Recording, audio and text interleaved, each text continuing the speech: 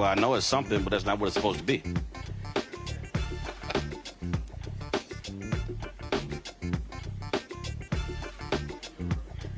No, in the room. When I start, I'm gonna play a clip from the VP's appearance on The View, so you have the audio in the room.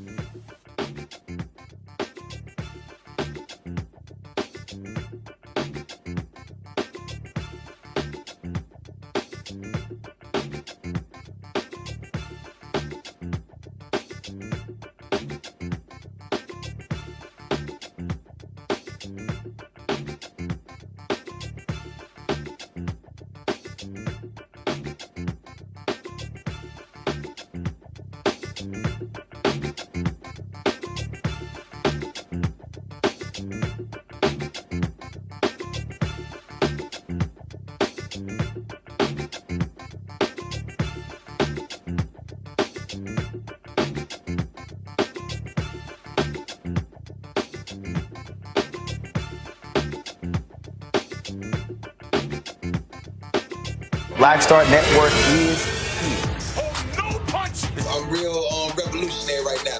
Thank you for being the voice of Black America. All momentum we have now, we have to keep this going. The video looks phenomenal. See, there's a difference between Black Star Network and black-owned media and something like CNN. You can't be black-owned media and be scared. It's time to be smart. Bring your eyeballs home. You dig?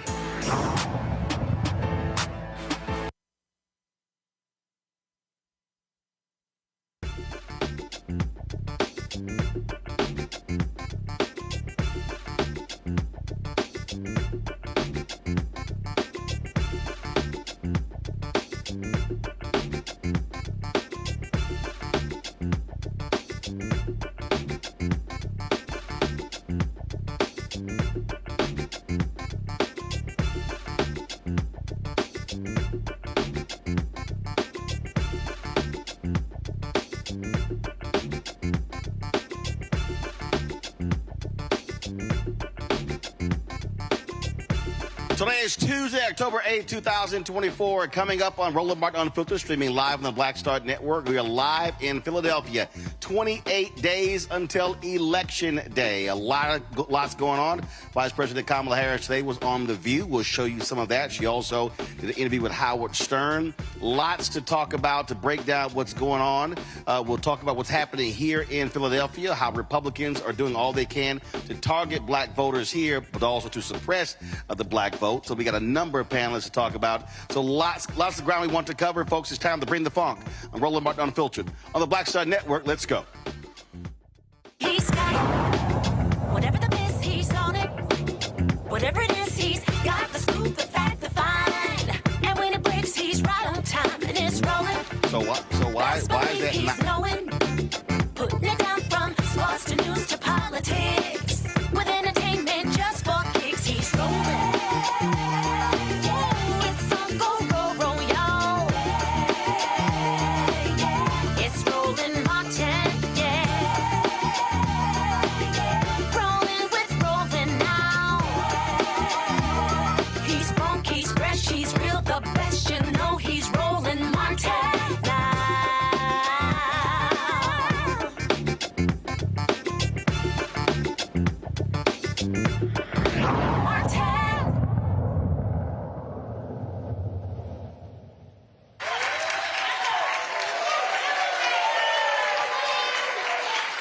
Hey, folks, we're live in Philadelphia. Glad to be here, Mount Carmel Baptist Church. How y'all doing?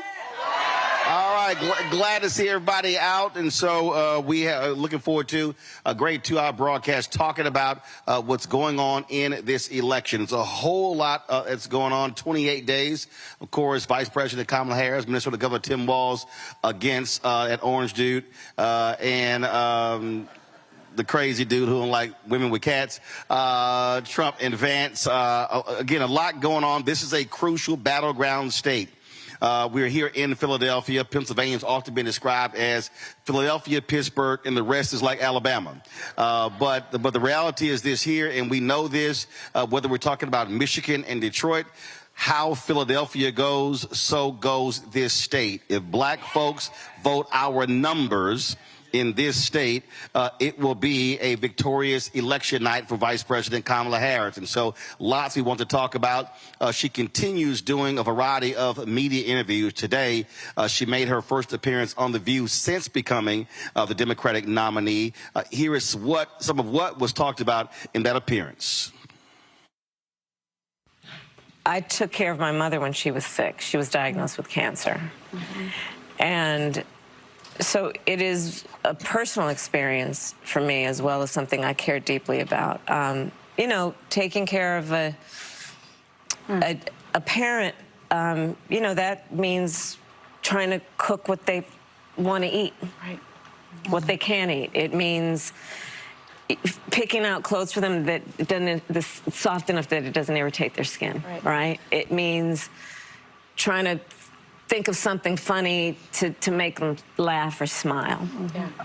And there's so much about that that really is about giving folks dignity. And to your point about being in the sandwich generation, there are so many people in our country who are right in the middle. They're taking care of their kids and they're taking care of their aging parents. And it's just almost impossible to do it all, especially if they work. We're finding that so many are then having to leave their job, which means losing a source of income. Not to mention the emotional stress. And so what I am proposing is that basically what we will do is allow Medicare to cover in-home health care.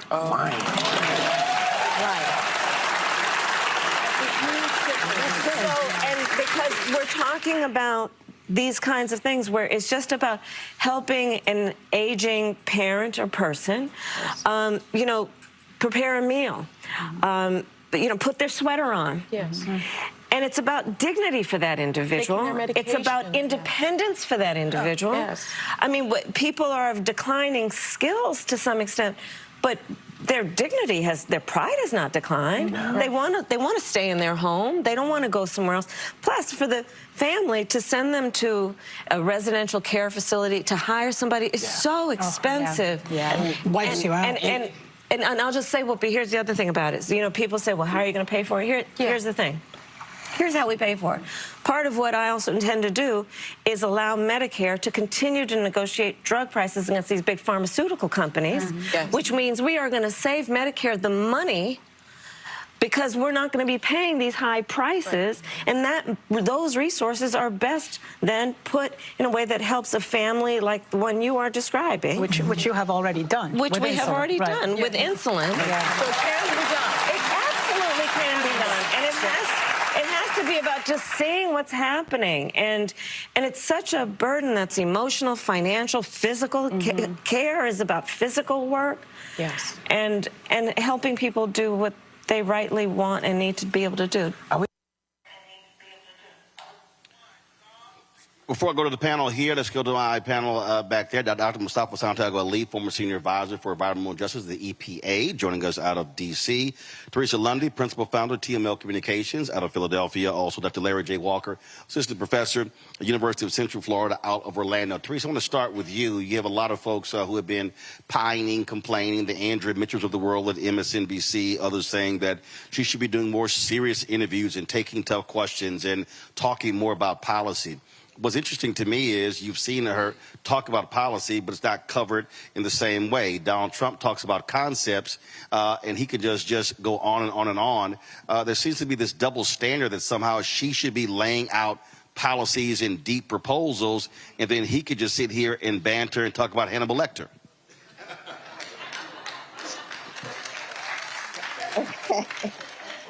I love the live studio audience. You're absolutely right, Roland. You know, Kamala Harris has actually been talking about policy the entire time. She has been in office, but also on the campaign trail. And it shows that, you know, who's paying attention, who's writing about some of the plans and the policies that's been laid out, not only by the campaign, but by various commentators and various economics and analysts that has been focused on, you know, what has Kamala done and as our vice president. And so, you know, when we see the double standard taking place here, it's not surprising, but it's also very intriguing to watch and very interesting. But I think, you know, again, people are not slow. We're not jaded in any way, shape, or form, knowing that Kamala has put in the work. And, you know, she's winning. So it's nothing else that we can really say outside of the interviews that she is doing. They are serious. She is being invited. She's not, you know, doing paid interviews here. She's actually doing earned media with, you know, shows that actually have ratings and views into homes, into neighborhoods and communities that are watching the most. So I think it's a very great strategy. But again, the double standard is real clear here in this campaign.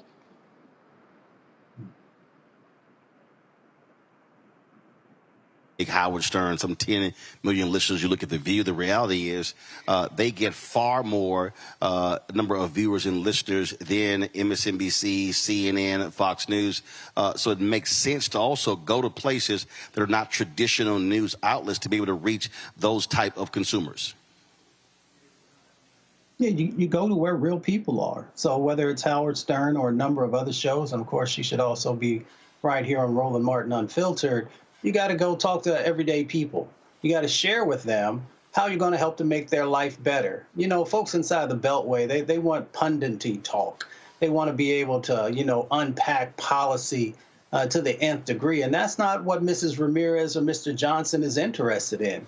They want to know, how are you going to make my life better? How are you going to help to lower these health care costs? How are you going to help me to make sure that I have a job that's going to pay me a livable wage? How are you going to address the climate crisis that's going on with these hurricanes and the floods that are taking people's homes away and shortening people's lives? So she's going to the exact right places that she should be. She's going and having conversations with the American people through these media opportunities that actually speak to what they're looking for. So I say kudos to her for actually being wise enough to know who's actually touching folks and who isn't.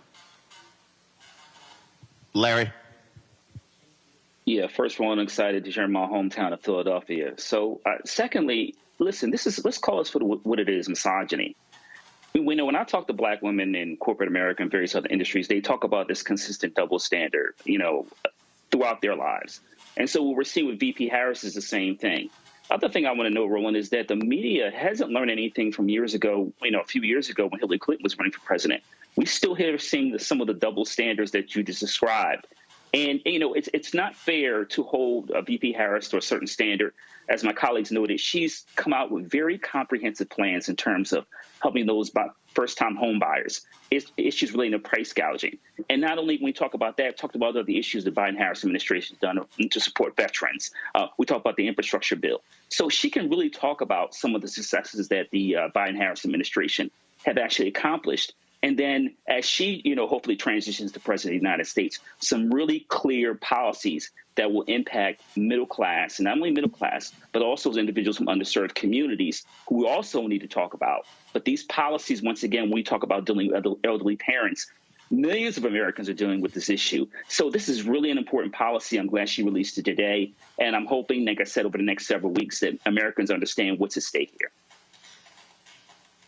Let's talk to our panel as assembled here. To my far left, Pastor Marshall Mitchell, Salem Baptist Church, Jasmine Sessions. Y'all go ahead and clap. Jasmine Sessions, Pennsylvania Black Women for Harris statewide chair, and also Pastor Donald Moore here at Mount Carmel. Very wise of him to wear his Fayetteville State shirt as opposed to wearing any cap or gear. I got cap on my wrist. Oh, that's cute.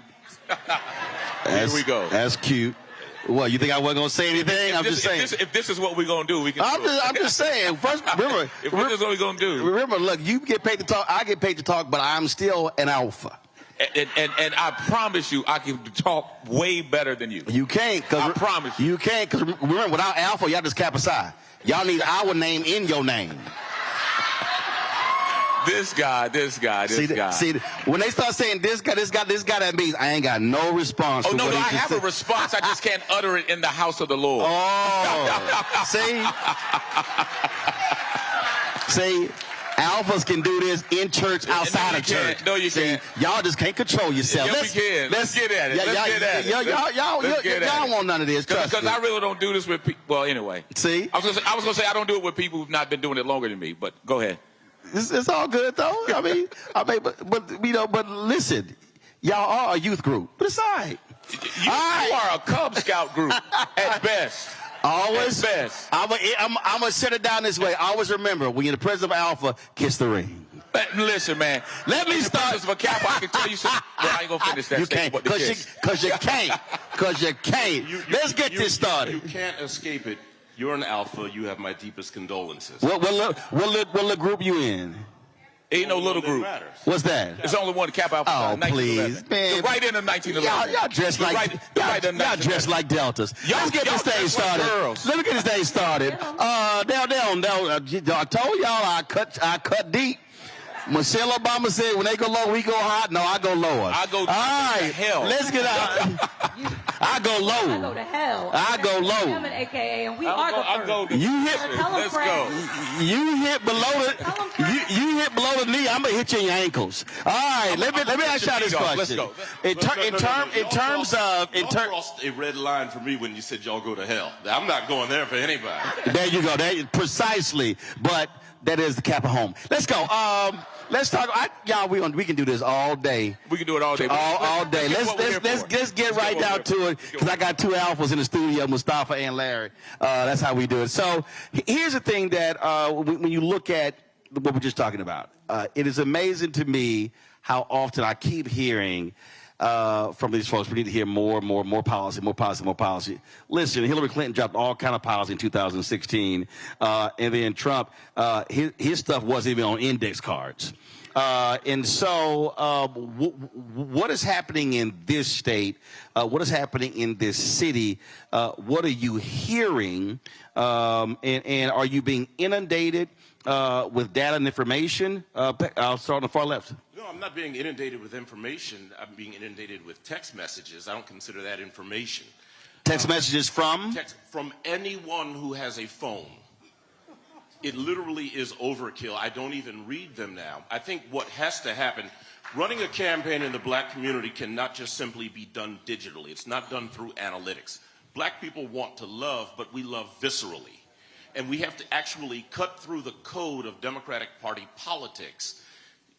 The vice president has been to Philadelphia 16 times. She has visited with the National Association of Black Journalists, but she's got to come to the black church, which is still the arbiter of black people's conduct, opinion, and behavior.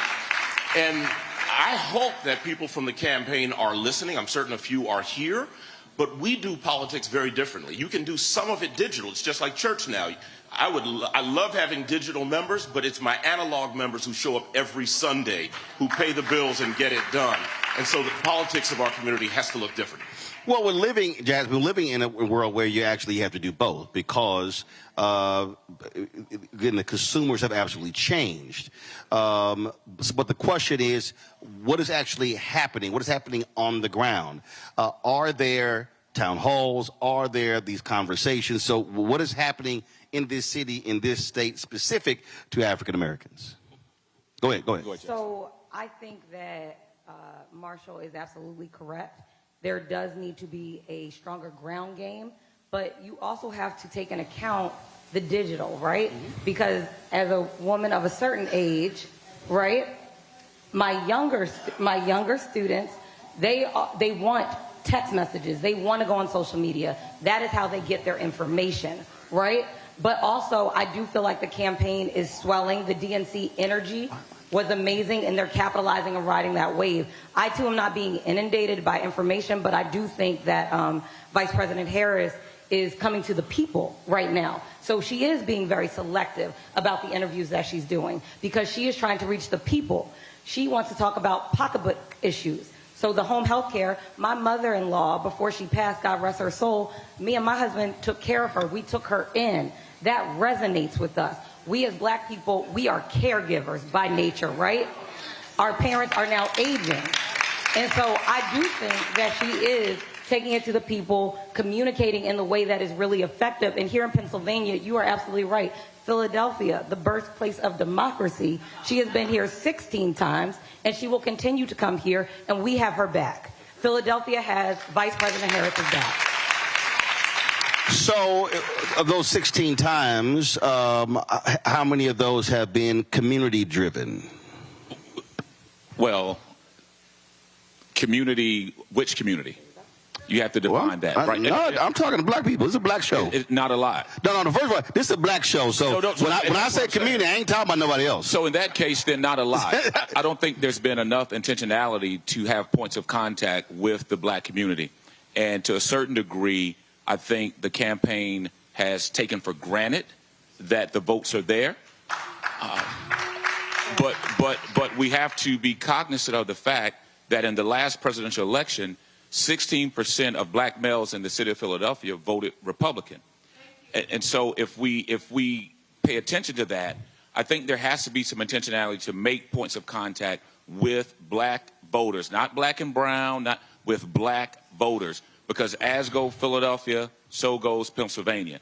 And we are the ones that move the needle. Well, one of the things that we've talked a lot on the show, and a lot of people have had this conversation about what's happening with black men, but many of them aren't even understanding historically what has happened. The reality is, if you look at men and women, men historically, whether you are white, black, Latino, are more conservative than progressive or liberal.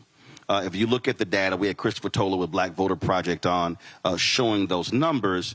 If you go back from 1972 up through present day, you've had anywhere from 10 to 23% of black men voting Republican. What you're seeing now, and this is, and I've been looking at this since 2012, that people don't want to understand. The issue is not even just black men. It's how do you now micro-target African Americans?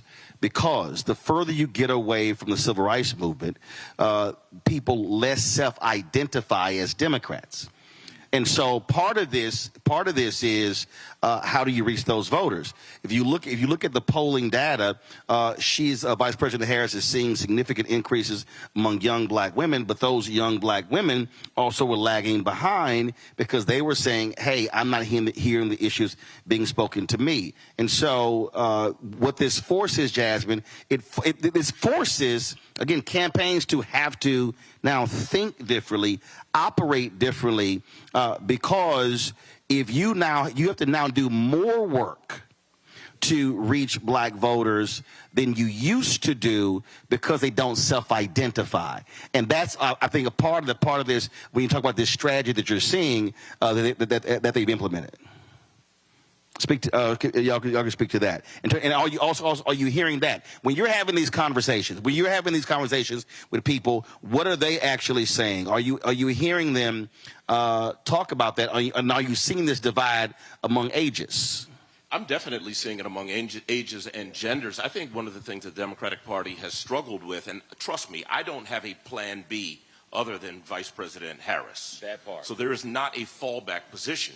But I think with the Democratic Party, I think... Well, no, that's not a fallback position for you, but there is a fallback position, which is the couch.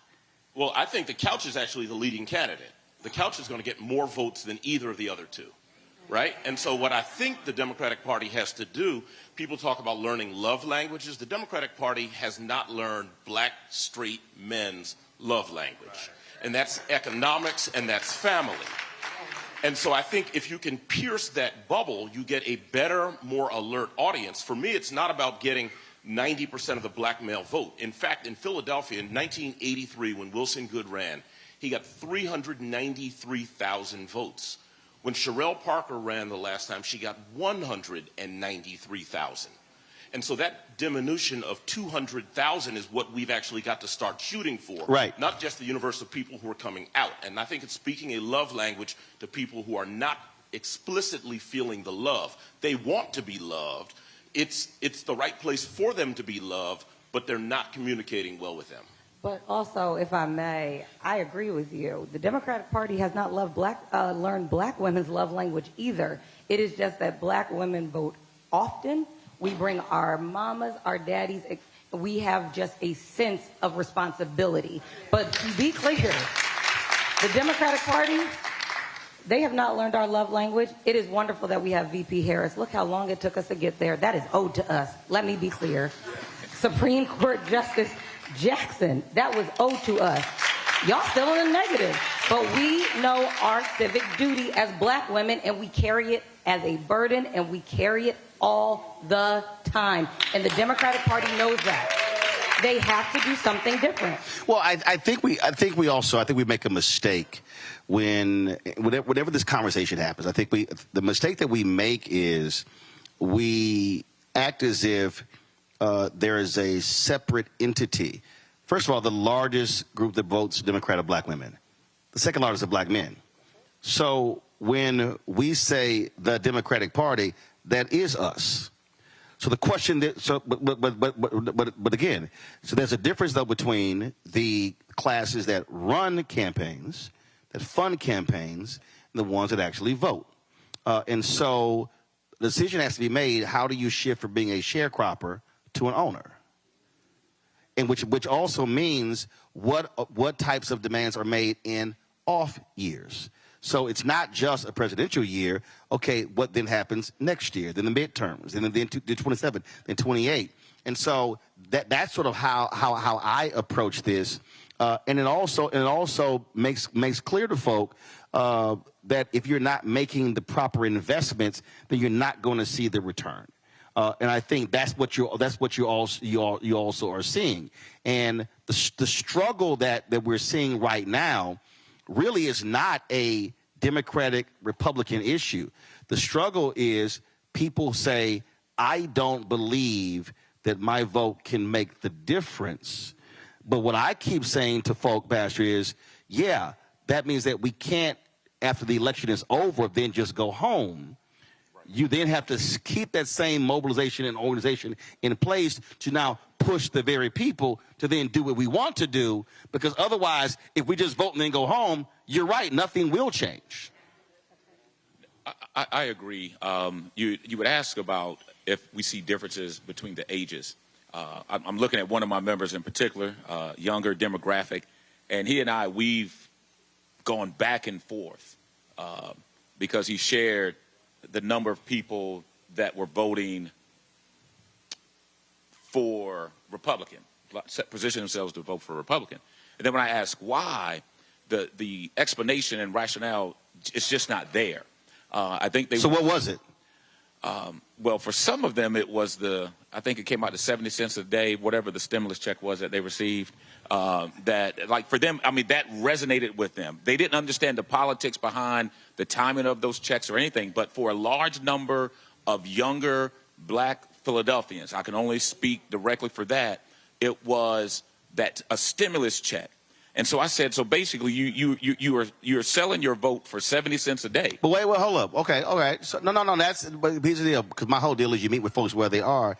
But was it explained to those very same people that there were actually two stimulus checks? That was a stimulus check in 2020 under Trump. There was a larger one under Biden-Harris in 2021.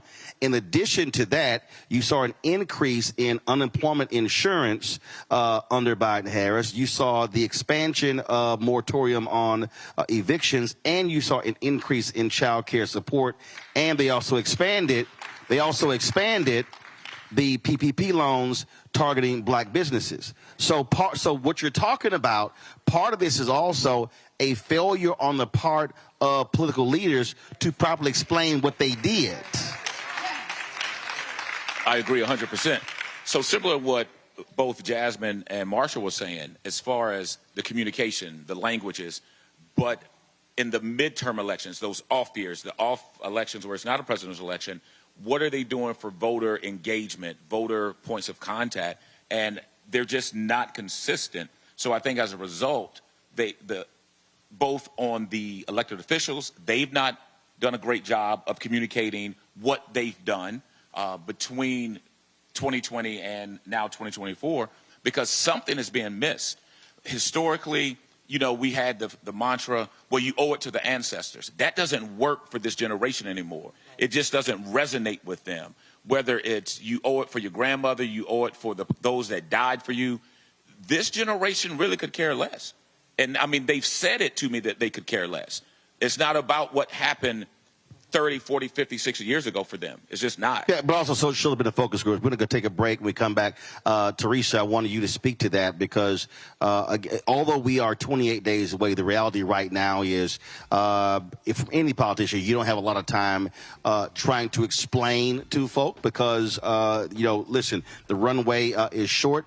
But that is still a significant thing that has to happen so folk who are deciding between voting and the couch can all understand this. So we're going to go to a break. Folks, we'll be right back on Roland Martin Unfiltered on the Black Star Network, live from Philadelphia, Mount Carmel Baptist Church. Back in a moment.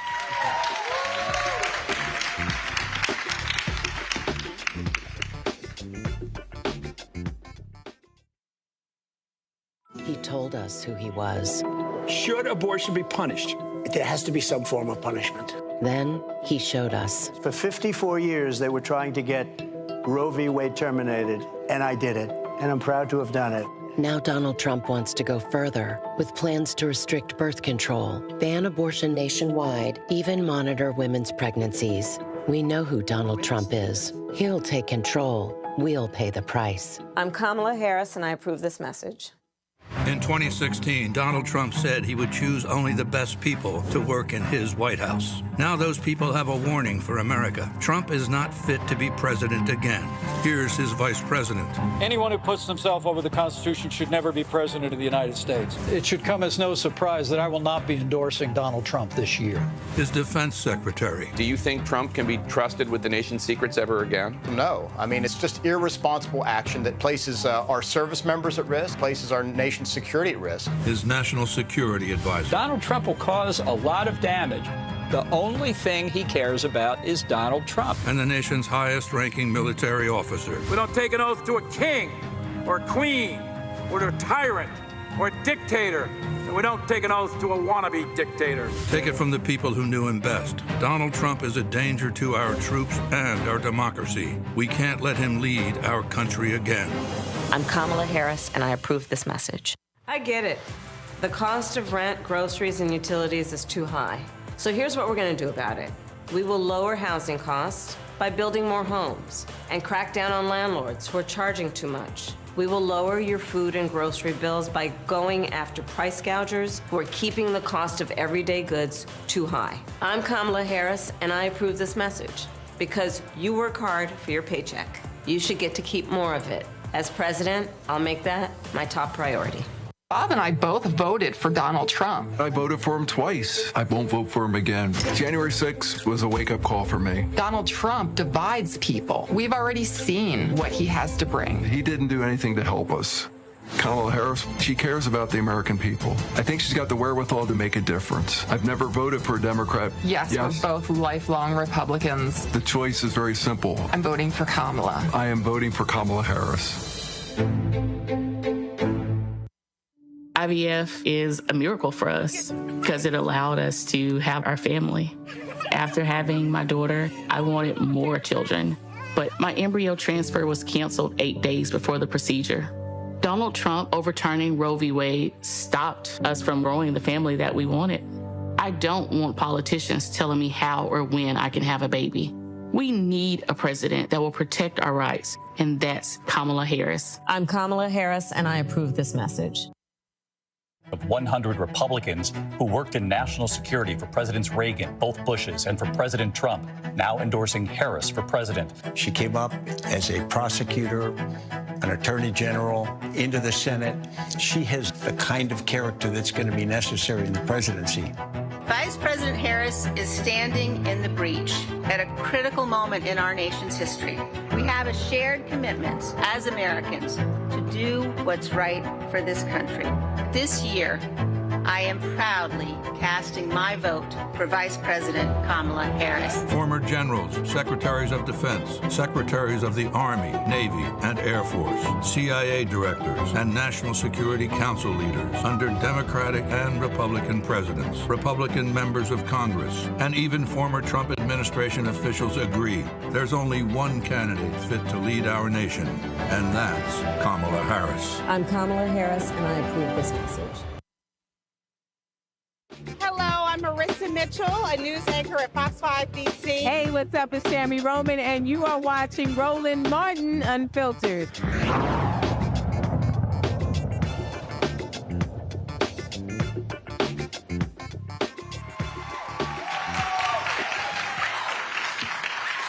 All right, folks, welcome back to Mount Carmel Baptist Church here in Philadelphia. Glad to be here. We'll continue our conversation. Teresa, I want to throw it to you because we've talked a lot on this show about messaging, lack thereof, things along those lines.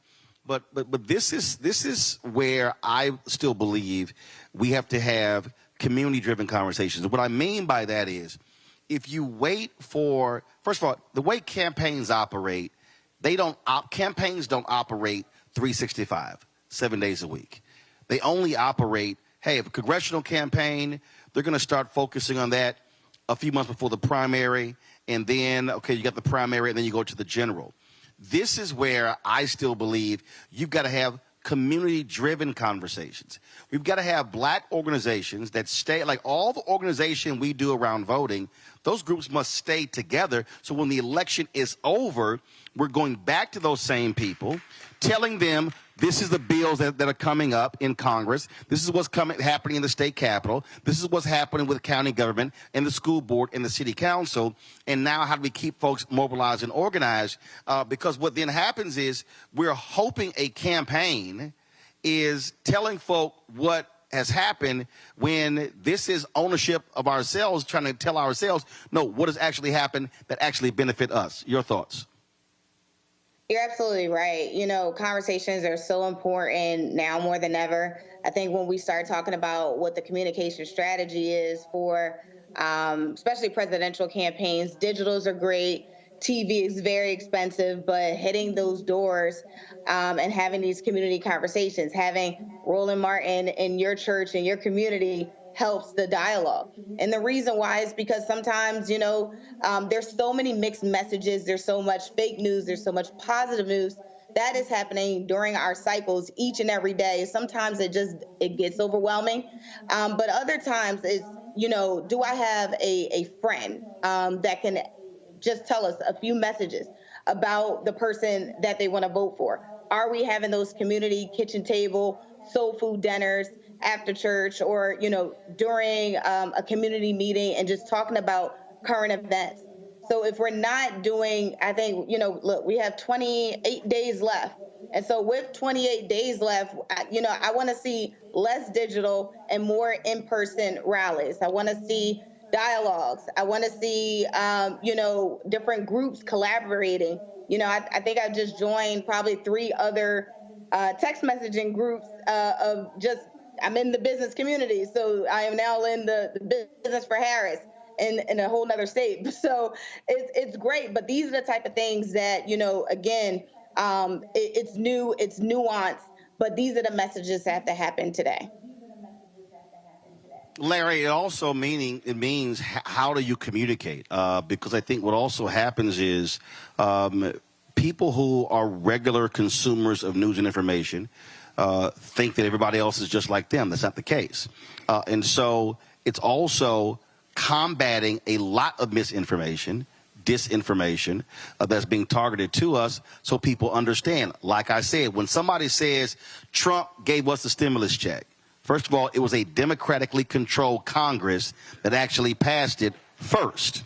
That's a fact. If it doesn't get through the Democrats in the House, ain't a bill. Then it goes over to the Senate. He holds the checks up so he can put his name on it. But again, and so that also requires, Larry, where it's not a Democrat-Republican conversation. It's a this is what got done conversation. And so because it's a lot of folks who have problems with party, and I keep saying I don't look at party, I look at what got done, then I look at who did it. Roland, I'm glad you hit on the point. I was just about to talk about misinformation. And the reason why I was going to do that is I've had some conversation with black men, and sometimes when I hear them, they're repeating the same talking points. VP Harris put black men in jail, et cetera. And so I want to particularly focus on black men, because you talk about focus on specifically, certain communities. And black men are being hit with a lot of misinformation for the last several years. And to be honest with you, it's been quite effective. I think it was Senator Kelly just this past weekend was on one of those talk shows, and he talked about a lot of the misinformation that China, Iran, and some other countries are, involved in, and particularly targeting black men. And we know that we saw that the last several years. But we do have to do a good job of explaining to black men about the infrastructure bill, the Chips and Science Act, and various other pieces of legislation, student loan forgiveness, all these other issues, insulin, capping insulin, all these other issues that are critically important as it relates to like I said, when we talk about Philadelphia in terms of how it's going to impact, your grandmother, or your mom, or you, or these other individuals, in contrast to the Trump Project 2025 plan, getting rid of overtime, coming after unions, all these other issues that will hit your pocketbook and have obviously have a major impact on the black community. But once again, the amount of misinformation that black men have been exposed to is like nothing I've ever seen. And not only concerns me for this election, but it concerns me over the next 2, 4, 6, 8 years. Well, if you look at 2019, out of all the candidates, the one candidate that was a target of the most Russian troll farmers was then Senator Kamala Harris. And so, again, that's just understanding what was going on there. Mustafa, when we talk about, again, understanding facts. We've seen what has happened over the past week, where you've had Donald Trump, J.D. Vance, and all these conservatives lying about the federal government's support for people impacted by Hurricane Helene in Florida, South Carolina, Georgia, North Carolina. I mean, just flat out lying, just making stuff up. And then you hear folks sitting here trying to trash President Biden, Vice President Harris. So here's a perfect example. You've got this hurricane bearing down on Florida right now. Go to my iPad. These are the members of Congress, Republicans, Mustafa, that voted against funding for FEMA. And I can guarantee, including Byron Donalds, you see him right there. You see one of the biggest loudmouth, Matt Gaetz, and Anna Paulina Luna, also another loudmouth. You may have seen that video when then Senator Harris was accosted in the airport, and that was actually Luna who was yelling at her about something dealing with immigrations and Latinos. I can guarantee you, after the devastation, these 6 folks are going to be begging the federal government for money, and they're the ones who voted against FEMA.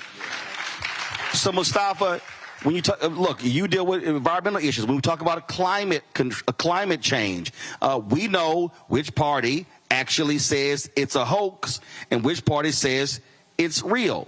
And so when we're having these conversations and people get caught up in, well, man, you a Democratic shield.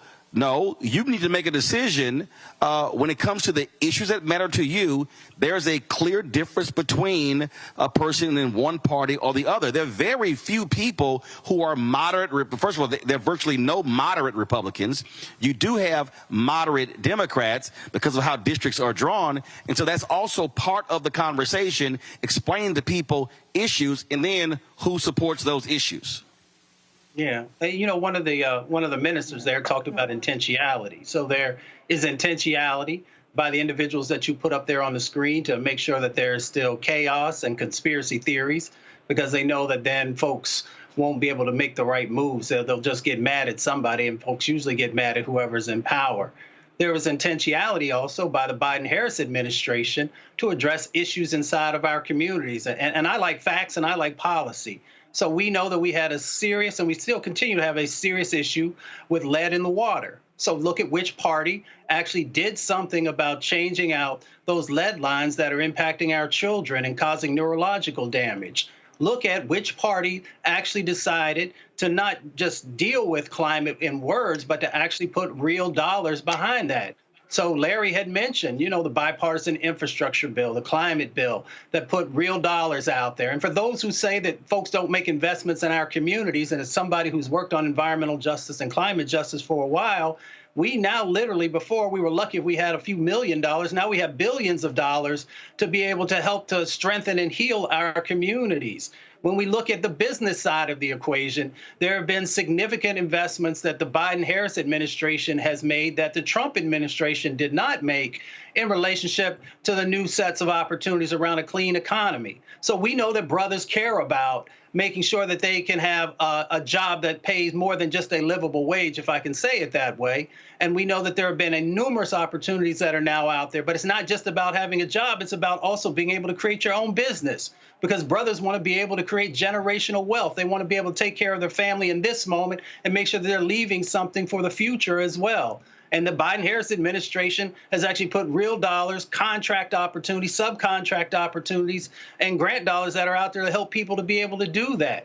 So often we have these larger, overarching conversations instead of drilling down. Like my people who are on Westminster and 48th right there in Philly, you know, they want to know, can I create my own business or can I keep my business going? They want to know about home ownership also. Which party and which administration has actually created more home ownership in the Black community? And it was the Biden-Harris administration that had better numbers than the Trump administration did. And then, of course, Black unemployment is lower under the Biden-Harris administration than the Trump administration. So if we want to have a conversation about economics, all we got to do is look at the facts. That by no means means that we still don't have a lot of work to do, because we know we are still the ones that get hit first and worst from the climate crisis and environmental injustice, and we are the ones that are still struggling to get our numbers right in relationship to owning businesses and to be workers in spaces. But we got to give credit to the folks who have actually done intentionality and understanding the gaps that existed and actually did something, instead of the people who continue to create chaos and not do anything on the policy side or putting dollars in your pocket.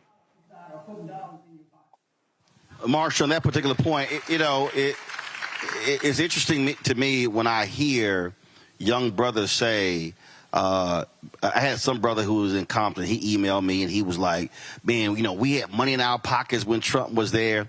And I'm going, okay. I'm like, so let me ask you this question. Did he support a living wage? No. Is the federal minimum wage still $7.25? Yes. How long has it been there? Dang near 20 years. Which party is against $15 an hour? It's real clear who. But what you have is, I think you have this fantasy world that some people are living in when they say, oh, my life was so much better under Trump in 17, 18, 19, but then I got to remind folk, well, he was handed an economy by Obama-Biden that Republicans fought. And so this is where I think we have to also be willing to challenge folk on these falsehoods and literally force them to, which what you were saying as well, force them to have to defend the position. Otherwise, the lie just keeps getting repeated. Lies have longer legs and they are faster than the truth and public policy decisions. So I think we've actually got to do something radically different. You have made the tragic mistake of trying to be reasonable and rational in a time when people are irrational, emotional, and visceral. Donald Trump's people enjoy the lies. They thrive and prosper on the lie. The worse the lie, the more ecstatic they are to support it. See, but it's not just his people. We have black chaos agents. Well, but hold on. So I don't think the problem is misinformation. I think the problem is actually misinformers. And there are more misinformers out there. And what we have, the challenge we have, the black pulpit is more muted today than it has ever been in its history. And black elected officials are also, in many ways, doing the work is not posting on Instagram. That's fun. But actually beating the pavements and doing the stuff that actually works, right? We seem to be allergic to it. Well, that's why what I said earlier. I love what Uncle Charlie Wilson said. He knew school and old school. I think the problem with new school is a new school thought believes everything that old school no longer applies. Yeah. And so when I said we have to go back to having those community conversations, one of the biggest things is you got to have Schoolhouse Rock 2.0. You got to literally have Civics 101. There are people right now who literally have no clue the difference between a city council member, a school board member, and a House member and a Senate member. But in 28 days, we're not going to change Right. So we have to become visceral, emotional, and we have to actually manipulate what we know is the truth. So in the 28 days, so in the 28 days, how I operate is when someone tells me, Jasmine, man, I don't know, I go, give me 3 issues you care about. So I force them to give me 3. And then I say, this is where Trump stands on that. This is where Harris stands on that. All right, now what you gonna do? Because see, now they are confronted with, but see, what you have is, when you talk about the misinformers, what you have is you have people who are, Democrats ain't done nothing for us. It's been 50, 60 years. Our communities have not improved. Very broad statement, okay? And then if you try to drill down, they don't want to hear it. But by forcing them to have to put some skin in the game, no, what are your 3 issues? And I'm going to tell you what these folks have done, which means that the person asking the question got to also be well informed. Very much so. I guarantee you, if you ask the average citizen about those 3 issues, they might have 1. They might have 1. They are so misinformed, they don't even now know what's important to them. And how do you combat that, right? How do you create a strategy around so much misinformation? I mean, I got to tell you, the Republicans are ruthless at this point. The Democrats are still trying to be demure. Okay? They still want to be a lady and polite. It is time to get ruthless because our lives, our freedoms, they are all on the line. I'm willing to go there. You see how we were all bantering about our sororities and fraternities? I'm willing to go there for Kamala Harris right now because I got J&J's watching me. I plays no games. Well, when I talked about, like, I love this when I hear these brothers say, well, all the black men he let out of jail. Again, that's when I say, first of all, the First Step Act first got passed in the House. That was led by Hakeem Jeffries. That was a democratically controlled House. If it don't go through the House, it don't get passed. When it goes to the Senate, Democrats, Senator Harris, Senator Cory Booker, Senator Dick Durbin, and Republican Chuck Grassley said it ain't good enough. They forced it to be improved before it went to Trump. But here's the flip side that folk don't talk about, which again drives me crazy, and I keep hitting this. So if every brother who tells me that, I then tell them, okay, which Department of Justice, Trump, Pence, Biden, Harris, investigated more police departments? 12 under Biden, Harris, 1 under Trump, Pence. Which one said we're going to pull back on consent decrees? Trump, Pence. Which one has actually put more cops and jail wardens, the corrections officers, in prison for violating civil rights of people? Biden, Harris, not Trump, Pence. And because I had a brother, he was going off because he said, well, why didn't Kamala Harris, why did she call the governor of Missouri when Marcel Williams was executed? I said, well, first of all, it was Democrats in the state who were trying to stop the execution. It was a Republican Attorney General, Republican governor, Republican State Supreme Court, and Republican U.S. Supreme Court that all said move forward. I said, so I'm confused. How you got so much smoke for Kamala Harris and you just ignored all of the Republicans who said kill him? Then I hit him with this, that there were in 60 years, there were 3 federal executions. In 60 years, 3 federal executions. Trump killed 13 in 6 months. So again, this is where, to your point, oh, y'all want to swing? Let's swing. And you have to now that person says, I don't care, that's fine, but I just simply can't allow the lies to simply stand. And it's not just the lies that bother me and get me. It's the degree of spectacle that certain people have become accustomed or have an appetite for. It's almost, over these next 28 days, the Democrats, not false spectacle, but they're going to have to do something to generate a shock, generate deep engagement, because in 28 days or 29 days, all these conversations won't matter. And not that they won't matter, because we still need to continue the conversations, but in 29 days, we'll be sitting around saying, wow, what happened? Wow, we can't believe. And then the pulpiteers will have to answer these questions.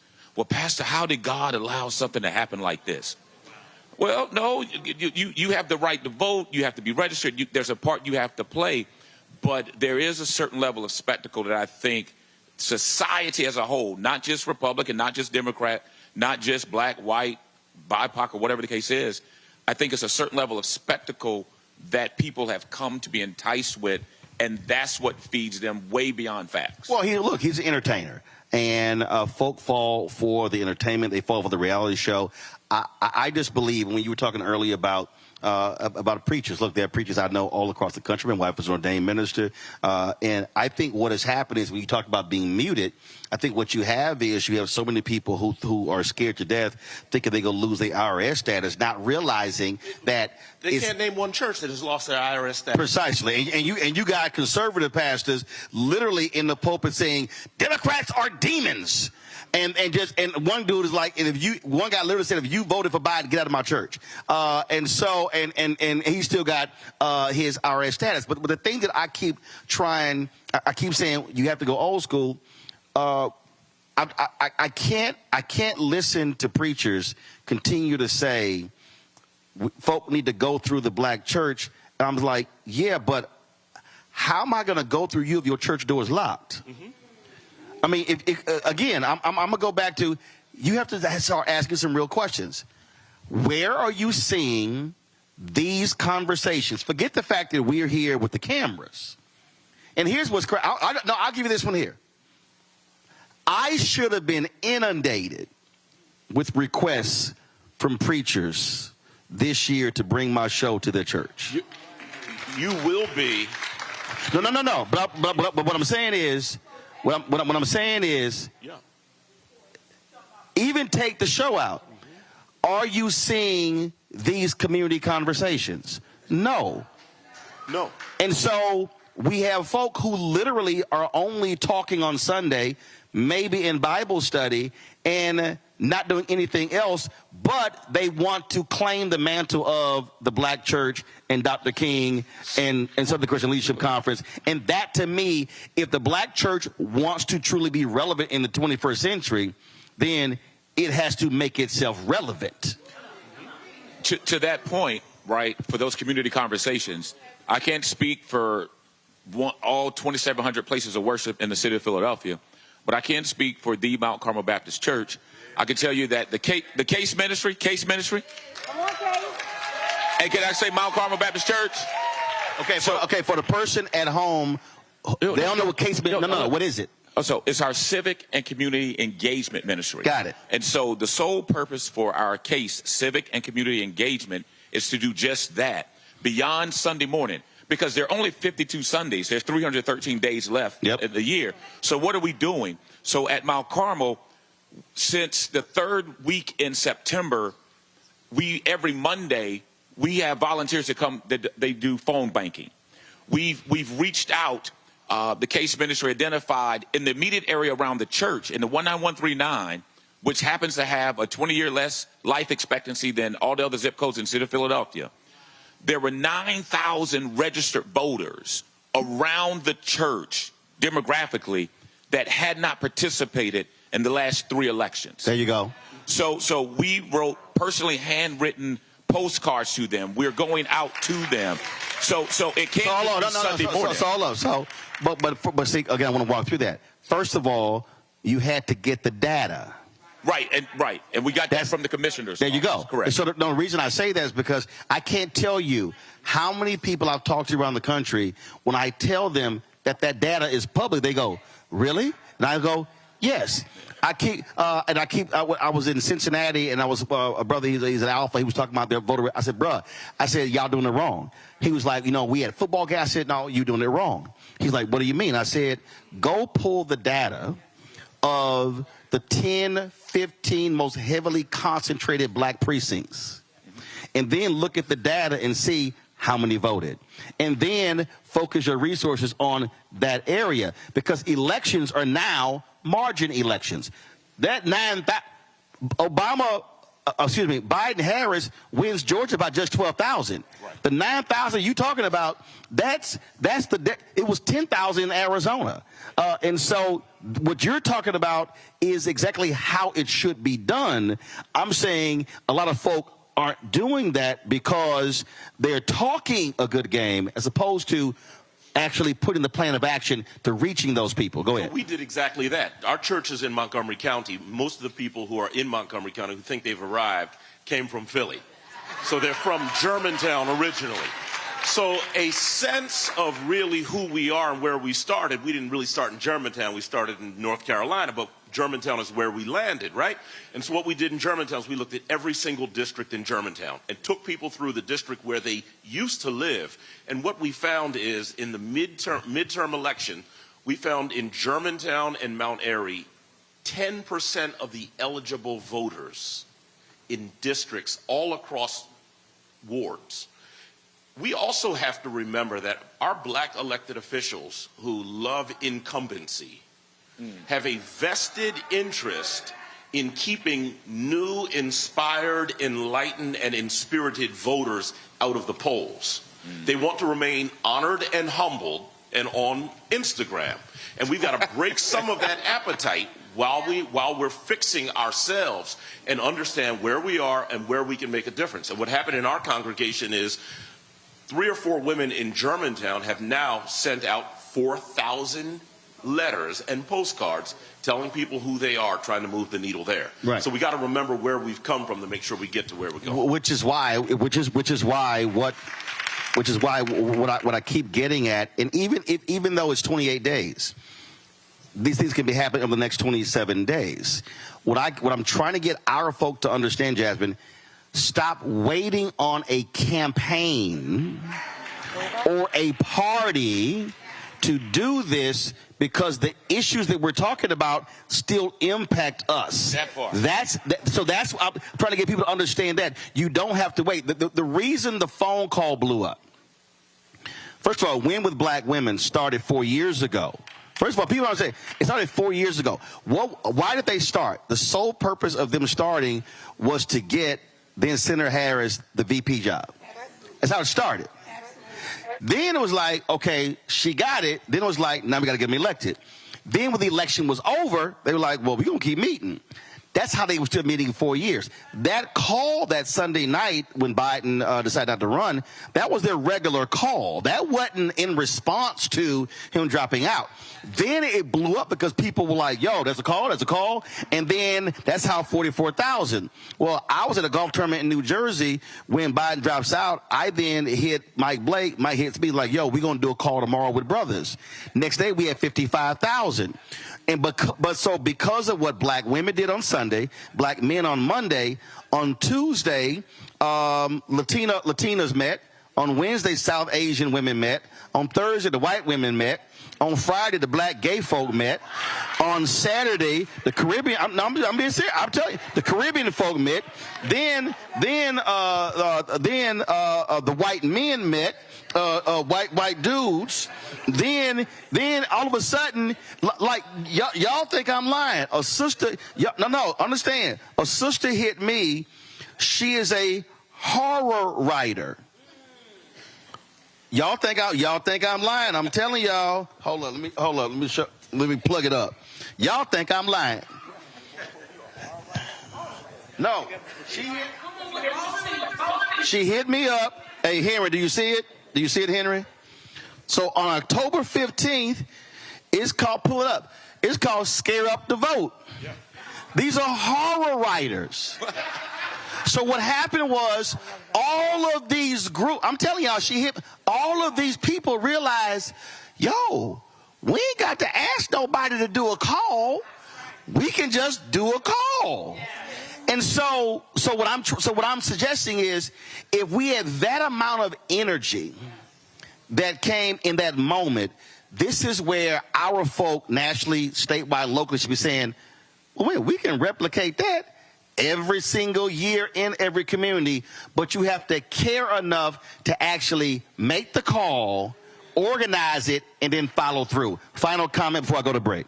So, did you hear me previously when I said black women will save the democracy? Oh, okay, I didn't know if anybody heard that. So, to be very clear, I am the chairwoman of Black Women for Kamala Harris. We have been organizing, correct? We had a statewide call, 2,000 women in a day. The next call, 3,000 women in a day. We are ready, we lead already, and then everyone else follows. Here's what we need, Roland. We need y'all to continue to follow our lead. End of story. Because we don't take our foot up off that gas. We understand that we have to do it for our families, our babies, our aunties, our friends. We don't take our foot up off the gas. So just follow our lead. So, Marshall, the thing that again, although it's 28 days, the point that I'm making is every single person, if you got social media, what memes are you sharing? What are you posting? You can go to Kamala Harris's Twitter feed, grab the graphic, put it on yours. I'm just saying that people have to be thinking that way in terms of how can I move the needle, because this is going to be a margin election and every vote truly will count. Final comment. So I'm moving like I'm scared, but I'm thinking like I'm going to win. I really have to actually believe that. And I want the campaign to believe that, and I'm hoping that all of these estuaries turn into streams, streams turn into rivers, rivers dump into a bay, and then we have an ocean of votes. Final Pastor, for me, at this point, I can't even wait on a campaign. Right. Because for me, I'm looking at the fact that if Trump wins, Clarence Thomas and Alito are going to retire, and that is going to guarantee a hard right Supreme Court for another 50 years. So my deal is, and I get it, but right now I ain't waiting on nobody. I'm going to use everything I got at my disposal to make it happen. And to that point, I know there's a number of pastors in here. I think what I would impress upon your viewers and listeners moving forward, for all the clergy who are scared to say something on Sunday, that's not me. You can utilize your personal social media platforms. You are still an individual citizen that has freedom of speech and things of that nature. Use your platforms to meet your congregations, to meet and contact other people, because we have to do things unconventionally because it's only 28 days left. Absolutely. Is my panel there, or have they been dismissed? They're still there. Let me get a final comment from them, because in the next hour we're going to be just here at the church. So, again, 28 days, Mustafa, and folk who are watching and listening, they need to understand you got to be in this game. Just voting is one thing, but you should be saying, looking at your state right now, what's the registration deadline? How many people can I register before the deadline? That's the first thing. Then the second thing is, does my state have early voting? How can I get folk to vote early? And then if they don't, then how many people can I move and activate to get to the polls on election day? Mustafa, you go. My grandmother says you have power unless you give it away. We can utilize our power to make sure that we are making the investments inside of our communities, making sure that we are putting the right people there that we can hold accountable and who actually understand the dynamics that play out in our neighborhoods and inside of our families. But the only way that happens if we use our power to make sure that we're electing those individuals who won't who will make sure that they're there for us. So in the words of James Baldwin, he said that if I love you, I have to make you conscious of the things you don't see. Let's make sure that people see our communities and that they see the brilliance that exists there, and that we actually vote for individuals who care about us. Teresa. Here in the Commonwealth of Pennsylvania, which is going to be a battleground state, we need to know that there are 2 opportunities for in-person voting, which is October 21st.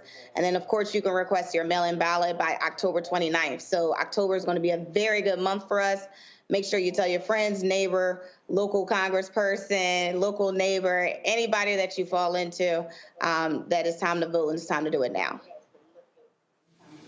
But Teresa, but you also, isn't there something weird here where you got to sign the outside and that there's you got to follow a procedure with that ballot, correct?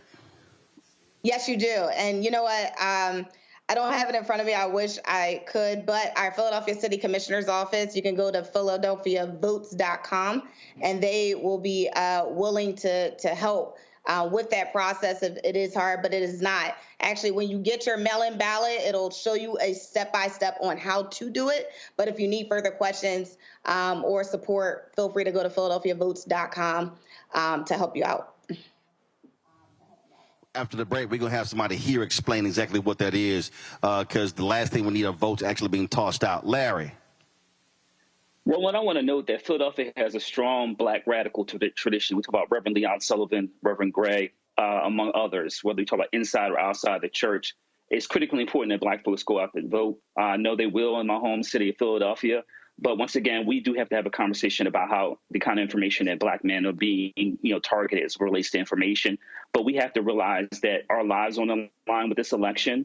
And then if we don't vote the way we need to, we could face some serious consequences over the next couple of years.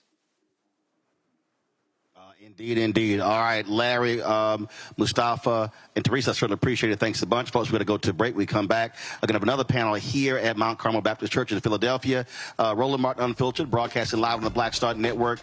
Folks, I say this all the time. Support the work that we do. We don't have, these conservative billionaires. They're funding conservative media. We don't have any of that. And so our fan base has been tremendous. Some 31,000 people have donated to our show since we launched 6 years ago. Some of the folks in the audience, I've met some of you already. I certainly appreciate that. If y'all want to support the work that we do, I told y'all Cash App is still tripping with changing their rules, so we're still dealing with them on that. But support us, and yeah, a bunch of y'all are still old school. They send check and money orders. Trust me, it's still cash the same way. It's a little bit more work, but P.O. Box 57196, Washington, D.C. 20037-0196. PayPal, R. Martin Unfiltered. Venmo is RM Unfiltered. Zelle, Roland at RolandSMartin.com. Roland at RolandMartinUnfiltered.com. We'll be right back.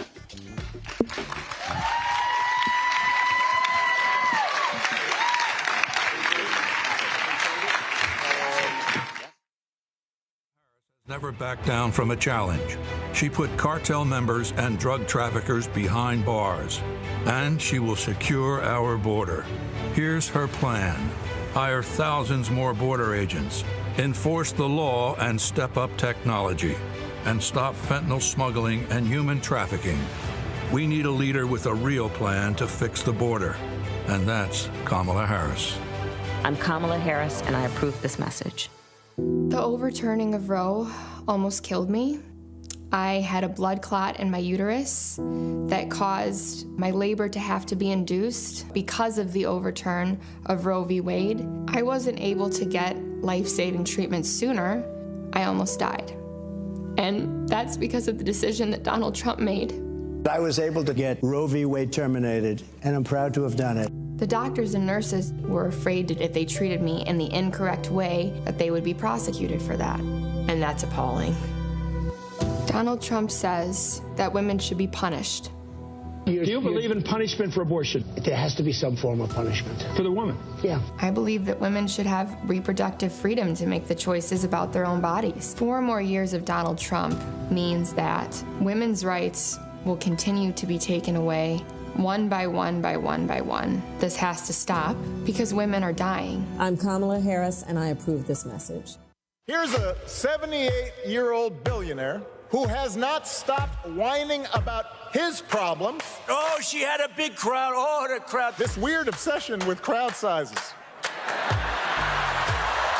just goes on and on and on.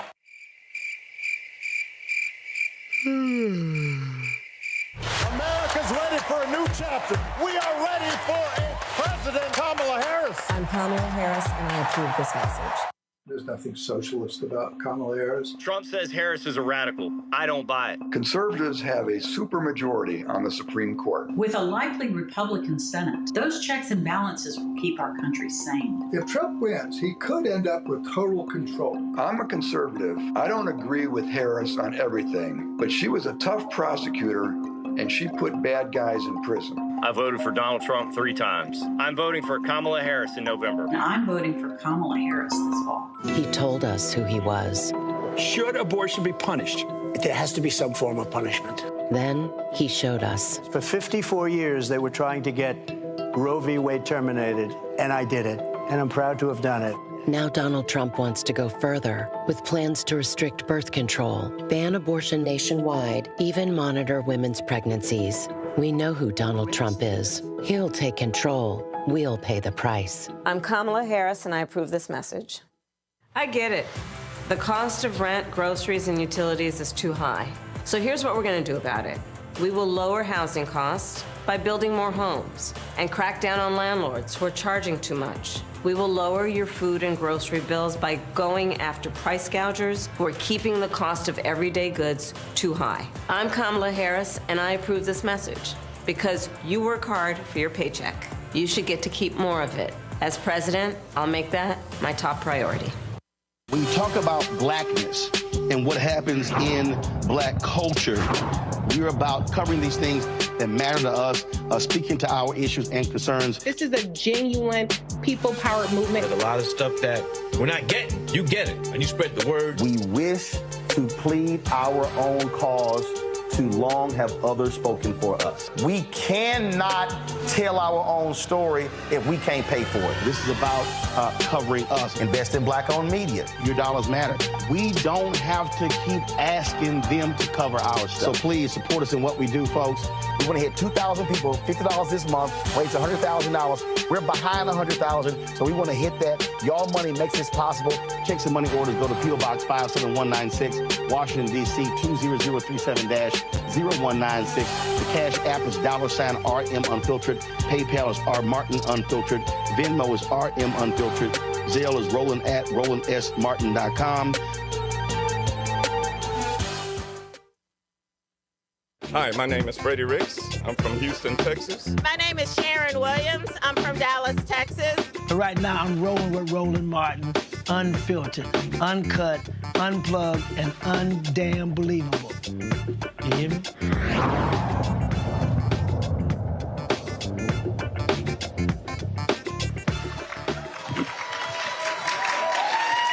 All right, folks, we are back. Mount Carmel Baptist Church in Philadelphia. Glad to be here. We'll continue our conversation. We're talking about, of course, the critical election in about 7 minutes. We'll also be chatting with Massachusetts Congresswoman Ayanna Pressley, who'll be joining us on the show virtually as well. I also look forward to that conversation. On my far left, Napoleon Nelson. He's the Pennsylvania State Representative. Glad to have Napoleon here. We also have Mike the Poet. Which was Mike? Okay, we got Mike. All right, cool. We have let's see here, Ryan Boyer. Okay. Oh, sorry, I'm looking at who else we have. Morgan Wilson. Gotcha. Manny 215. Gotcha. Okay, actually, it was two the guy. I thought that was all at once. We got Manny as well. So glad all four of y'all here. Y'all go ahead and clap. Y'all go ahead and clap. As I said, we'll be joined by the Congresswoman in a bit as well. You heard what we were just talking about here. So I just want to get a sense from each one of you. Again, what are you hearing on the ground? You're having these conversations. You're running people in grocery stores, neighborhoods, in your own families. What are you hearing? Are people engaged? Are they focused on this election? Or are you hearing, whether it's brothers or sisters, folks talking about sitting this out? Anybody wants to kick it off? Hold on, grab shit. There you go. Let me get the mic. First of all, thank you, Roland, for doing this. Really appreciate all the work you're doing. For sure. Clap it up for Roland. One of the things I wanted to talk about, Roland, was in the previous segment, was what's happened to the black man and why they're not engaged. And my question is, instead of talking about the how and what, we got to really understand the why. Dig deep, pull back the layers. One of the things I think about is why are these young men not engaged and why are they believing this thing, the hype over? And I call it the John Wayne mentality. Yep. John Wayne mentality is all about manhood, machismo, all that stuff. He's strong. The image, the perception. And I think that's one of the things that Democrats don't understand. You know what black men don't feel? they feel like Democrats are, I'm going to call it what it is, in church, like they're wussies. They don't have any real strength behind it. They're always counterpunching. When do you, in the street science of boxing, it's getting off the first punch first. We're always punching back. And so I don't think that the black community or black men are frustrated by that. So if you feel as though you don't have power and that you're not engaged or you're not feeling like you're really taking control, that's the image that Trump projects. So, right. First of all, what you're saying is correct. I remember in 2000, actually, I think it was an Associated Press story, and it was a Philadelphia barbershop. That was stated, the same thing was stated by President George W. Bush, then Governor George W. Bush. And so I totally understand that. The only reason I think we have to teach folk why that's crazy is because Trump can sound strong, he can perform strong, but he's actually weak. But see, that's not. No. I understand. All right. And then I think what we then have to do is, for the folk who are looking for the performative, oh man, he talked tough. He gonna do. Even though I disagree with him, he gonna do what he say. But is that hurting you? Because so again, I understand this because that actually applies this notion of toughness, of manhood, but manhood is also winning. No question. And I think that is an issue which again requires us to have to walk folk through. Okay, you like him talking tough, but are you actually hearing what he's saying? And then how is that going to impact you? Got it. And what Marshall Mitchell said, Reverend Marshall Mitchell said the last segment was, they're believing the lie. They are drunk on the lie. They're drunk on the perception. And this is what I think the message that Democrats don't understand. They have to change their messaging and their approach. You have to have a very aggressive approach to go about this. You can't take this passivity kind of approach. And that's what's wrong. Listen, if it's a lie, they don't care about it's a lie. It's what they see, and it's the image that he projects. He said it in 2020. Hey, listen, how's your life feeling? If they're not working for you, Democrats, all these years, hey, what did he say? He said, "What the?" He first said, "What the hell do you have to lose?" Exactly. And then repeat. That resonated, Roland. Right. Well, wrongly, rightly, it resonated. Right. It resonated, and they lost a whole lot. And so that right there, I think, is what we have to deal with because, listen, he is, Napoleon, he's an entertainer. That's what he does. And he doesn't care. That's correct. He doesn't care. Go ahead. So, and I think it's really important that you end on the he doesn't care. There's a moment that we're in right now where folks are going to have to make a decision. And that decision isn't going to be policy-based. It shouldn't be, did I get a check with his name on it? To some degree, that decision needs to be, at your core, who cares? Who cares for you? Right?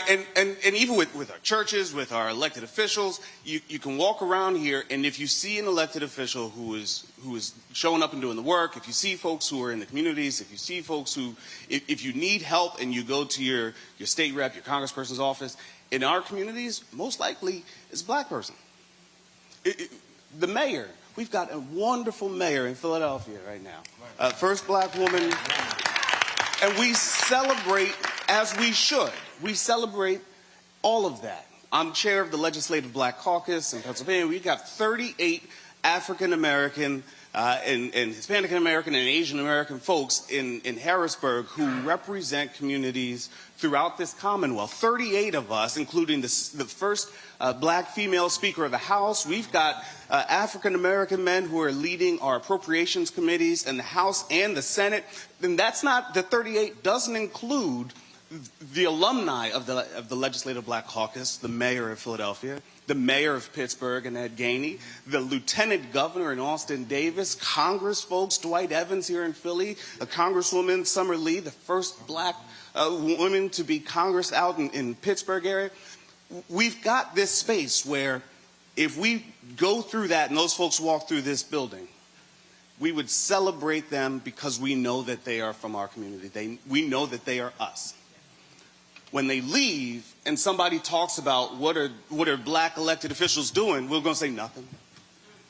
And it's not true, right? There's a whole, I appreciate all the work that you're doing in trying to explain to folks what it is to be an African-American elected official in Harrisburg, an African-American elected official in Washington. I'm telling you it's hard. I'm telling you, for a candidate, it's really hard, because not only do you have to run around this country trying to raise dollars, and Kamala has done the thing, you know what I mean? Because we showed up, and we have never seen that before. There are some amazing elected officials running around right now who are trying to raise money.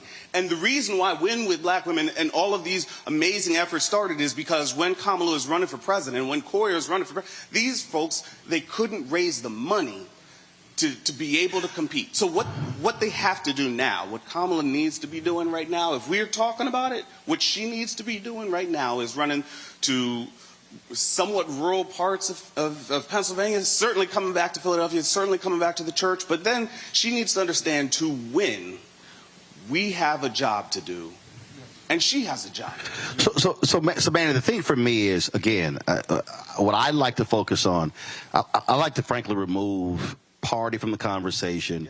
I like to remove even personalities. At the end of the day, what did you do? And when I hear brothers talk about, well, Trump's going to put money in my pockets, my response is, okay, but what's going to happen when you get sick? Which I then go back to, the Affordable Care Act completely changed health for black people in this country. And then some cats were like, yeah. Then I say, well, who tried to kill it 60 times? Right. See, I think what has to happen again here is we have to be, if we get caught up in a party debate, then we're losing it. It has to be what got done and how did that specifically impact you. When we have that conversation, then I think we can educate some folks. Just again, real quick, I want to know, what are you hearing? When you're talking to people, what are they saying to you? What are you hearing? Listen, I think everybody's excited. I think everybody's tired. I promise you that. But I think we're realizing that this is our moment. It's going to be close. It's going to be close. Michael? It's going to be a very tight election, and we know it. Michael, what are they saying to you? What are you hearing? I hear excitement. First, give honor to God to be able to hold space here. I'm hearing that we need the help of the enlightened to be lights. I'm from South Philly, born and raised, veteran. So I appreciate and love America in a different way. I was introduced to policy because I realized from Rep. Nelson and Jordan Harris and all of that, there were so many people that looked like me in the State House that I felt energized enough to donate my time, my energy, my money, my platform to a cause, because it is my responsibility to leave this city, this commonwealth, this country in a better place than I found it. And I've watched people, some people who have larger platforms than mine, they all put it on the party to do something. And then I watched Michelle Obama at the United Center tell me to do something. And what I have done is done something. And there are people that are unsure. And there are people in this room that I believe that know. And it is not, Kamala Harris has 7 battleground states to cover in 29 days after only being nominated 100 days. Unprecedented. Unprecedented. Now, it's on us as the enlightened to be a light. Right. Did you know that down the street at that Popeyes, you can take somebody every day from now until early voting closes and vote for them, vote with them, take them to the water. And I think that's... Hold on. So how far is the Popeyes? The Popeyes is on 56 and Lancaster Avenue. Right. There is an early voting. Shout out to Omar Sabir. Right. And tomorrow. Early voting right next to it or in the Popeyes? It's adjacent. So you can get you a three. Right. You can go vote and you can go get you a 3-piece. In Jesus' name. Okay. In Jesus' name. See, what I'm hearing is that as much as we need Kamala Harris to speak to us, I stand with my black brothers who say we have not yet heard a message specific to us. But ask not what you can do. Ask not what your country can do for you. What can I do for Ms. Harris? But here's the thing that I've heard folks say that, and the reason I disagree with that, is because when the vice president is talking about black maternity issues, that's black men, because boys are being born. That's not her talking to women. Black women dying or having issues in childbirth, that's a black male issue. Healthcare, that's a black male issue. Housing, owning a home, that's a black male issue. It baffles me when I hear folks say, I need to hear a black male agenda, when I'm going, every single one of those has a direct impact on. I did not ask for a black male agenda. No. I'm not meaning you. I'm saying I've heard that all across the country. Yeah. And when I hear that, I challenge them by going, okay, can you name me what that is? And typically they actually can't. But I want to get what are you hearing? What are you hearing? What are they saying to you? And what are you responding back to them? Bismillah and alhamdulillah, salatu wassalam, rasulullah sallallahu. So real quick, raise your hand if you was born in the year 1997 or below.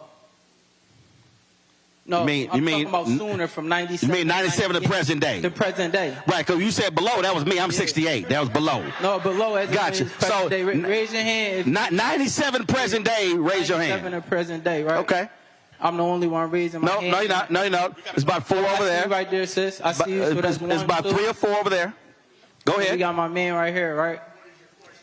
No. Hold up. He asked the question. He got the answer. Now, go ahead. Now, the question was, if you born 97 forward, raise your hand. And they raised it. You wasn't 97 or forward. It wasn't talking to you. If you premature gray 97 forward, go ahead, man. No, I just wanted to make that demonstration for you guys to understand, like, who I'm speaking for and what I represent. For those who don't know, I do a lot of community work here in the city of Philadelphia. I got a nonprofit called the What I Wish I Knew Foundation. And also, like, I strategically advise the #1 gun violence organization in the country, Every Town for Gun Violence, as it relates to their strategy with Gen Z and connecting with Gen Z and millennials with gun violence in the black community. So when I speak on what it is that I'm going to say on this panel, I'm speaking for a specific group of people who don't get spoken on a lot, right? My cousin once said something to me a minute ago, and it changed my life. He said, if you wake up on the edge of your bed and you think about what you got to do, you already lost, because the day happened. It's already here, right? So I think the conversation, the election is here, right? We got to look at the statistics of data when we talk about what Gen Z did for Biden's campaign and him getting elected, right? Gen Z, we are a very, very, you got to show us something. It's an eye and ear game. It's an eye and ear game. You want to know why? Me born in 97, I was the first generation of kids raised on this right here, right? So our view on stuff is different. Yep. And every time I'm in positions like this and I'm in rooms, I always love to echo and mimic, because for me, right, and by the grace of God, I got a good track record. But for a lot of people, that's not good enough in spaces. You know what I'm saying? So when we talk about connecting with the people that's not being connected, Sherelle Parker, she won, right? About 200,000 votes. That's 10% of the city. what somebody spoke about earlier, let's talk about that 90% margin that we're missing out on that can relate to what's going on right now. So what I'm hearing in the city, right, and I'll pull this up, this analytical data. Just the other day on my timeline, somebody posted, said, who y'all voting for? They put both of the candidates, but the thing is 41% said neither. This is people from my generation, right? So what I'm hearing is our voices is not being heard. You get what I'm saying? We get in rooms and I talk to organizations all the time. Oh yeah, you're doing great work. What's your budget for social media? They don't have one. Well, hold on. You know what I'm saying? Hold tight 1 second, because I'm going to go to Congresswoman shortly. But here's what I also say because I was just at Alabama State just on Thursday, and I've been at other college campuses, and what I said to them was I said millennial and Gen Z, they actually make up the largest demographic in the country right now. Yes. And what often happens is they say, I'm tired of all these old people running. Then my response to them is, but the group that actually votes the highest in the country is 65 plus. And so the reality is politics works by who shows up. That's just fact. The squeaky wheel gets the most grease. One second. And so what I'm often, when we're having these conversations, what I'm often saying to millennial and Gen Z when we're having this discussion, and that is, if you want to see something change, the reality is you have to be in the game. And so so what's happening is there has to be more conversations directly with what you're talking about with folk to understand this is the game. If you don't vote, if you do sit out, you're guaranteed not to have anybody pay attention to you, because that's just how the political game works. I had some young folks came to Jesse Jackson Jr. when he was in Congress, and they said, man, if you ain't doing this, we're going to throw you out. He's like, no, you're not. He said, you see that high rise right there? He said, election day, they're going to come out there in their walkers, in their scooters. He said, and they going to vote early, often, and they'll call everybody. And he said, the day y'all show up like they do, then I'll listen to you. And then he walked off. They were all like, did he just do that? And he was like, yeah. And so that to me is also, that's walking people through how this process works. But I want to put a pin in that right now, because again, we had some technical issues with the Congresswoman. I want to get her. I'm coming back to this, so just hold that point. Yes. Congresswoman Ayanna Pressley of Massachusetts has really been one of the voices talking about Project 2025 and its impact on our people, or on this country. She's with the Stop Project 2025 Task Force. Congresswoman, glad to have you back on Roland Unfiltered. Good to be with you, Roland. Congratulations on the Hall of Fame, by the way, brother. We're so proud of you.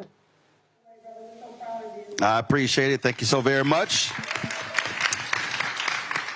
But you really been sounding the alarm at Project 2025, and that really took off when Taraji Henson called it out on the BET Awards, and it blew up. Then all of a sudden, when you sort of got to the convention, there hasn't been the same level of intensity. The Trump folks have been trying to deny that that has anything to do with them. They're like, oh, it has nothing to do with us. But the fact of the matter is, the agenda of the Heritage Foundation is absolutely going to be what Trump will do if he wins in 28 days. Absolutely, Roland. And bear with me a little bit, because there's a little bit of a delay on my end. But listen, Project 2025 is institutionalized Trumpism. It was written by Trump's friends for a Trump White House to advance Trump's agenda. And what is institutionalized Trumpism? It means harm to every person who calls this country home. They want to control every aspect of your life, from your womb to the bedroom to the classroom. They want to ban bodies. They want to ban books. They want to ban words. It is anti-blackness on steroids. When you're talking about eliminating the Department of Housing and Urban development, eliminating that, eliminating those civil rights protections, guarding against discrimination, eliminating the Department of Education. I was the lead negotiator in the House on student loan debt. I want to say something to that young brother. You know, you are powerful. The reason why an issue like student loan debt cancellation is an issue that has been mainstreamed into the discourse, and we were able to push Biden on that, is because we held him accountable to the coalition, multi-generational, multiracial coalition that pushed him on this issue, especially black borrowers, because it is a racial justice issue. They want to privatize these loans. They want to stop the public service loan forgiveness program. They want to eliminate Head Start. They want a national ban on abortion, a nation of forced birth. Do you know what that impact would be on black women when we have a black maternal morbidity crisis where we're still 3 to 4 times more likely to die in childbirth or post-birthing complications? They want to fire massive firings and hiring freezes and budget cuts when it comes to dedicated civil servants by using the executive action of Schedule F. You know, when we talk about black jobs for real, you're talking about some 3 million federal jobs, 1 in 5 of which are held by black folks. So 600,000 black folks, at least, who stand to be impacted and to have their livelihoods threatened if they're not Trump loyalists or sycophants. We're talking about the Department of Justice going on a murdering spree. I'm not being dramatic. The final days of Trump's presidency, he executed more people on death row in those weeks that had been executed for the last 6 decades. And we know that disproportionately we have wrongful convictions. And 1 in 25 of us are innocent that are on death row. And again, I'm thinking of the brother that we just lost in Missouri. So this is anti-blackness on steroids. Project 2025, it ain't a blueprint. It is a playbook. It is a playbook for harm, because what these extremists have taught us is that they do not make threats. They make promises.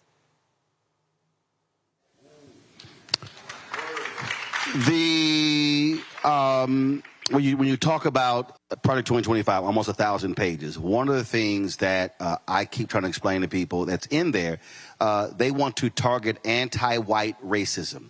They believe that racism against white people is much bigger and broader than anything regarding black people, even though hate crimes impact black people every year more than anybody else.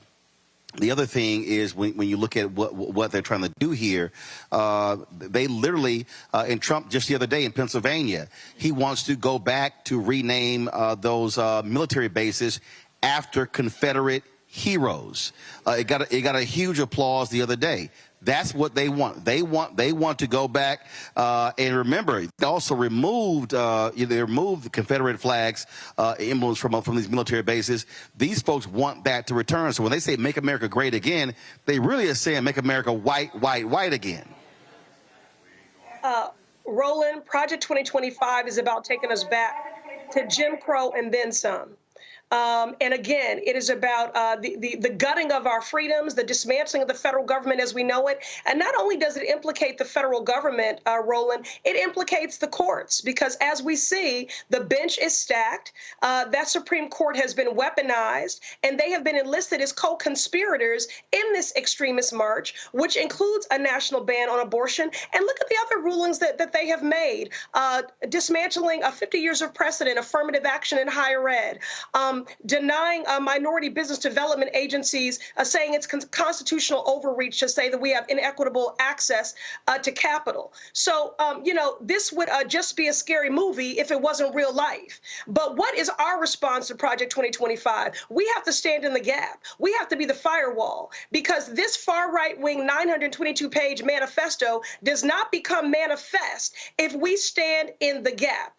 We don't sing, "I will overcome." We sing, "We shall overcome." And I'm asking people to not be complicit in the tsunami of harm that would come to black people, because although this document and this and Trump and J.D. Vance mean harm to everyone, we know that when white America gets a cold, black folks get pneumonia. And we definitely see that in black and white in this document. And that is exactly why I am working, organizing, mobilizing, agitating, and plan to vote as if lives depend on it for Kamala Harris and Tim Walz? Because it does. And listen, I'm going to invoke the words of Stacey Abrams. As someone who knows the Lord and grew up in the church, we don't elect saviors. We elect partners, and part of partnership is accountability.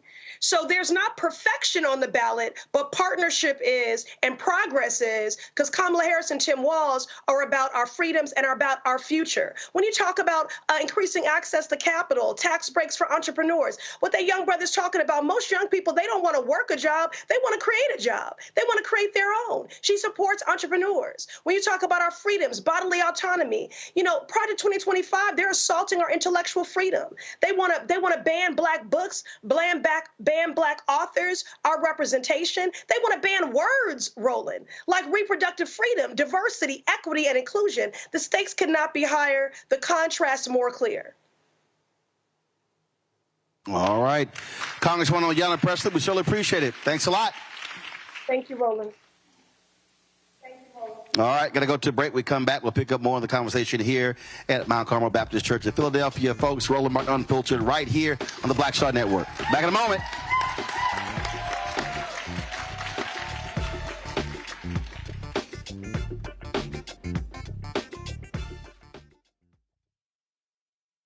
He told us who he was. Should abortion be punished? There has to be some form of punishment. Then he showed us. For 54 years, they were trying to get Roe v. Wade terminated, and I did it, and I'm proud to have done it. Now Donald Trump wants to go further with plans to restrict birth control, ban abortion nationwide, even monitor women's pregnancies. We know who Donald Trump is. He'll take control. We'll pay the price. I'm Kamala Harris, and I approve this message. In 2016, Donald Trump said he would choose only the best people to work in his White House. Now those people have a warning for America. Trump is not fit to be president again. Here's his vice president. Anyone who puts themselves over the Constitution should never be president of the United States. It should come as no surprise that I will not be endorsing Donald Trump this year. His defense secretary. Do you think Trump can be trusted with the nation's secrets ever again? No. I mean, it's just irresponsible action that places our service members at risk, places our nation's security at risk. His national security advisor. Donald Trump will cause a lot of damage. The only thing he cares about is Donald Trump. And the nation's highest-ranking military officer. We don't take an oath to a king or a queen or to a tyrant or a dictator. And we don't take an oath to a wannabe dictator. Take it from the people who knew him best. Donald Trump is a danger to our troops and our democracy. We can't let him lead our country again. I'm Kamala Harris, and I approve this message. I get it. The cost of rent, groceries, and utilities is too high. So here's what we're going to do about it.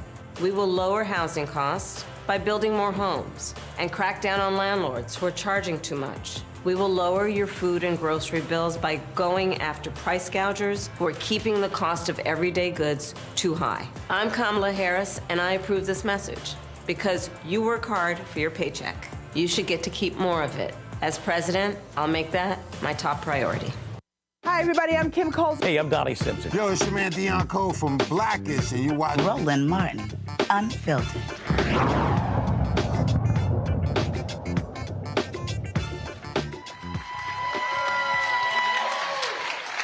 All right, folks, we are back. Mount Carmel Baptist Church in Philadelphia. Glad to be here. This is our last segment, so let's get right back into with our panel. I was talking about, again, you know, what have you been hearing? What have folks been saying? We have 28 days, and so what do you think needs to be happening? Community-based, individual-based, group-based, to drive our folks out, so we don't have these low numbers. Because when you look at all across the country, depending upon how black folks vote, the reality is if we actually voted 70% of our numbers, we sweep elections, city, statewide. So part of this issue is us. Not, look, I don't care what white folks doing. I don't care what Latinos are doing. But if you look at our numbers in certain states, we vote at 70% of our capacity. Literally, that's the margin of victory. So what is necessary for us to change that to get us to that particular point there? What do you think? Well, first of all, I want to just piggyback on something that Manning 215 said in the last segment. And one of the things I want everybody to understand, he said, we're not being heard. They're not hearing us. Martin Luther King said that rioting is the language of what? The unheard, the disenfranchised. I will add to this, not just rioting, it's also rebellion. These folks are rebelling, and one way you can show your rebellion is not show up. Disrupt the system, dismantle everything, blow it all up. And so for them, disruption or not showing up is a real thing to show their frustration that they're not being heard. We have to understand that, and you have to deliver it in a different way. Manning 215, he gave you the formula. Nobody's talking to us on the medium by which they are gaining information. So if you want to engage them, you got to go where they are. Social media is huge. You can't run away from it. So if you right, so I'm not saying throw the baby out the so if we're going okay, but you got to both hands. Right. So I get frustration, but frustration still has to lead to results, and in a political game, in the political world, no one is going to deliver results if you don't show up. It's just that's. Go ahead. The issue of showing up, right, is because they don't even know. We don't even know. We don't even know. My organization, we did an event called Voices of the 215, right? And it was just about engaging people, letting them know what is the role of the city council person? What's the role with the mayor? You know what I'm saying? I asked the young boy in South Street, I said, yo, what council district do you live in? You know what district he gave me? The police district. Right? Right. No. Right. But when I say we don't even know, it's like, shout out to Meatball, right? She got locked up during a riot, right? Went super viral, she got locked up, boom. And my joint was this, it's like, yo, I get it. Judge should have been held accountable. The officer should have been held accountable.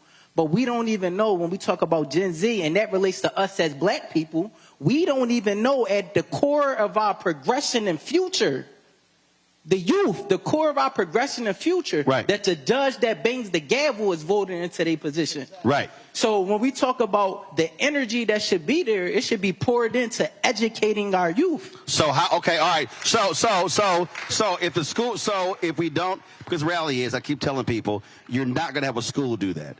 Absolutely.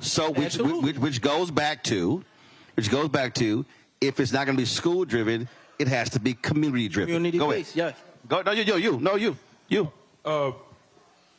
I think Manny's point comes from a community and a home where voting wasn't top of mind, and the elders might have to take some accountability because, Manny, you're how old? 27. 27 years old. You've been able to vote 9 years. Yeah, twice. 2016 was like the first election. Well, no. Hold on. Twice in terms of president. Twice as far as like what we presidential. Presidential. Yeah, there you locally go. and all of that. There you go. It's a plethora. You know what there you go. Right. So I maybe not to single out Manny. It's systemic. I think it starts at home, and again, it goes back to the knowledgeable. Now, the plight of Philadelphians specifically is different. Every church that I grew up in South Philly is gone. And the people in my neighborhoods don't look like that anymore. And the community centers that I used to attend don't exist in the same ways anymore. There you go. And so when it comes down to voting, it's a microcosm of a larger issue that has separated this generation, Generation Z, from its elders in a way that disenfranchises them from everything from voting to education to community activism. Right. And they feel isolated. Yep. And if they feel isolated, It's on their elders. The praying grandmothers need to be the educating grandmothers. Because we can't pray our way to victory in this sense. Which is why Napoleon, which is and how I started this conversation. I don't believe in complaining about a problem. I believe in saying, no, how do we drive a solution? Okay. The only way this changes is you have to create community-based, community-driven, I'll call them really what we saw during Jim Crow era, freedom schools, where it's literally every Saturday or every other Saturday or whenever somebody wants to do it in multiple places where they literally are teaching civics, where they're walking people through. Because, and so when I said earlier that when elections happen, we put massive amounts of energy into mobilizing and organizing. And what I'm saying, 28 days from now, is going to be an election. November 5th. Whatever happens on November 5th, we breathe on November 6th, and then on November 7th, we go, okay, time to get to work. What happens is, on November 5th, depending on what happens, all of that infrastructure just goes away. And I'm saying the text groups, the text chats, the fundraising, all of that stuff has to stay in place, because that's how you build to what he's talking about, to go from 16% to 25% to 40%. Otherwise, we're going to be having the same conversation in 2028, in 2032, and then when the numbers drop in the midterm elections, when we say what happened, because that's just simply where we have to be. So we have to commit to doing that between now and the next cycle. Go ahead. And it's not just commit to doing that. Yes. We have to commit to speaking up amongst our peers. You all being here make you more politically engaged than most of your neighbors, most of your family members. State Rep, Roland, like you all being here have more political connections now than most folks in your area. So if you have that family text chat, that group chat, you are the politically connected and informed one. And I'll tell you this, right? So Roland says regularly, he's already said several times, right? If you don't vote, you don't get a say. Like the solutions aren't coming for you. That's not true, because I will tell you that even if you did not vote, I promise you, in this area, I know your reps, I know your senators, I know them. Like, we care. Mayor Parker was elected by 10% of the city. Even lower percentage African-American folks, but know that we care. The reason I started with, you have to understand who cares about you. We care. Governing is hard. To call it chess is underestimating what happens in government. But follow me here. Follow me here. No, follow me. The reason I made that point is because when you run for re-election, you know what you're going to do? You're going to go back and look at who voted last time. Yes. And so I'm just trying to get our people to understand, because we saw this when Obama was elected. This is what I said in 2008. That was an inauguration parade. Everybody else left the parade, but we stayed. For 8 years, we were like, oh my God, we got a black first family. Yeah. And everybody else left and was executing an agenda. Yeah. In the first 60 days, people complain about LGBT community. In the first 60 days, they presented him with a 54-page agenda. I'm telling you, I was there. Black organizations met his 5th year. I was at the hotel in D.C. It took them 9 months to put all their ideas in a proposal, and I was like, we waited 5 years? And so what I'm saying is, what we have to understand is when we talk about politics, you are going to listen to those that show up. What happens when there's a shooting or a protest? I covered city council. All of a sudden, 100 people show up. The council goes, oh my goodness, that's more people we normally get. What do they want? What are they protesting? How can they go away? Because 100 showed up. Then the next week, when the shooting dissipates or whatever, we disappear. And it's back to business. But what happens, and this is what I'm talking about, I need people to understand when I'm talking about organization. We were joking earlier at the outset, Alphas Kappas, okay? So let's take black infrastructure. Let's just take Divine Nine. You don't have to be, that's fraternities and sororities. Now you take Prince Hall Mason, Eastern Star, Links, all these different church groups. So let's just say the city council meets 10 times a year. They vacation, let's say Christmas or whatever. Yeah, this is very basic what I'm about to walk you through. If Alpha said all Alphas in Philadelphia are going to roll to the city council meeting in February, Kappa's going to go in March, Delta's going to go in April, Zeta's going to go in May, Omega's going to go in June. All I'm asking you to do is go to a council meeting one time a year. Now, what do you think the reaction of the city council is going to be if 200, 300, 400, 500 Alphas, Deltas, AKs, and Omegas are showing up every single month with an agenda? Now add the other black groups. Now, y'all, that's just saying pick one month. And then here's a county meeting, here's a school board meeting. So what I'm saying is we have black infrastructure that's not being used properly.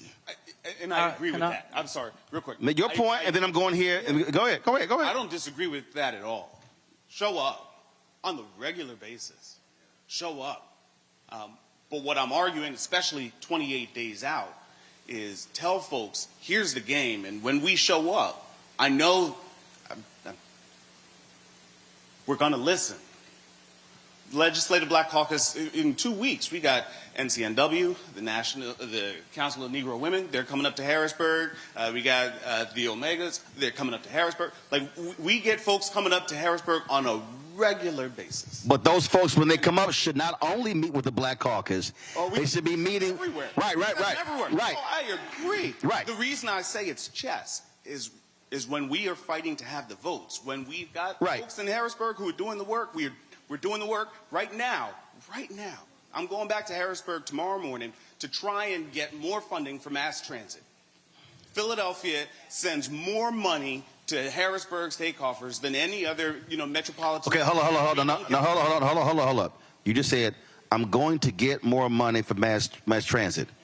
No, but what you also need is you need an army behind you, so it's not just you. Correct.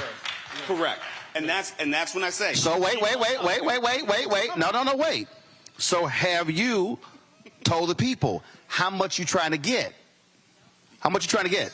Oh, everybody understand. We trying to get $270 million. Okay, all right. So this is basic politics. So you try and get $270 million. Okay. So all of the groups that I'm talking about, how are you communicating with all of those groups saying, this is the plan, this is the agenda, I need y'all to help me get the $270 million. Is that happening? No. No, that's my point. You can't get the 270 by yourself. Right. But if 1,000 folk are rolling through, so now what I'm saying, now this is where the two-way street comes in. Yeah. I need you communicating with all the groups of what the play is, so we then can say, all right, you trying to get 270, what you a state rep, what you trying to do, what you trying to do. So now when we roll up, we know we fighting for it. We're not having a general conversation. Yeah. So I appreciate that. So your homework is to communicate. No, I give homework. Your homework is to communicate with the Panhandle, with a group of clergy or whatever, and say, this is what I'm trying to get. I need y'all support to make it happen. Man 215, then I'm going to go to you. Hey, Roland, I appreciate your point so much because it's a perfect segue into what I've been holding my tongue on.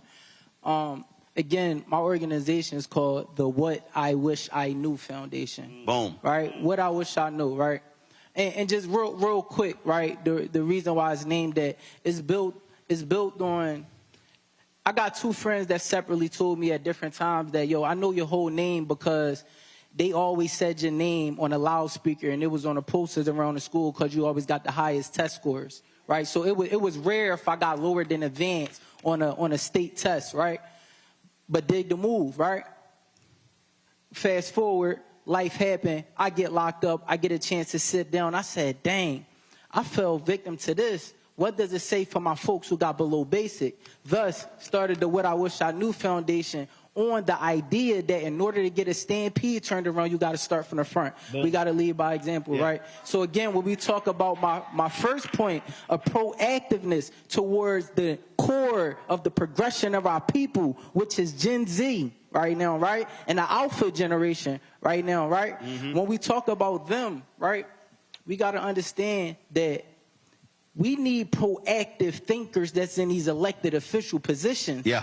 Because when you are, one thing about our community, we hold elected officials here when their job is to serve us. Am I wrong? You're right. You're right. So why are they waiting for us to come to them when they should be going to us? Right? We need people that's going to say, yeah, y'all voted for me. Again, 10% voted for Sherelle Parker. Why are we not talking about how do I engage that 90? How do I go out and the 10 I got y'all? 9 times out of 10 y'all gonna vote for me again. How do I go engage that 90 so that 200,000 turn to maybe 4 and for, or half a million? And for me, before I go to you, and for me, I don't focus on the 90. I say, let me get 5 of the 90. Then 10 of the 90, then 15, because what happens in these conversations, we like to go macro when I go micro. And I'm just going, again, people literally said this show was not going to work. I was like, good. And I literally said, we're just going to build. Folks, people were like, man, more people should be watching your show. I'm good. I'm a service. Who's watching? So we launch 157,000 YouTube subscribers. 6 years later, it's 1.42 million. Only because we just did the work every single day. We planned, we focused, we did the work, high quality. People said, I love it. Our fan base is given more than 2.5 million.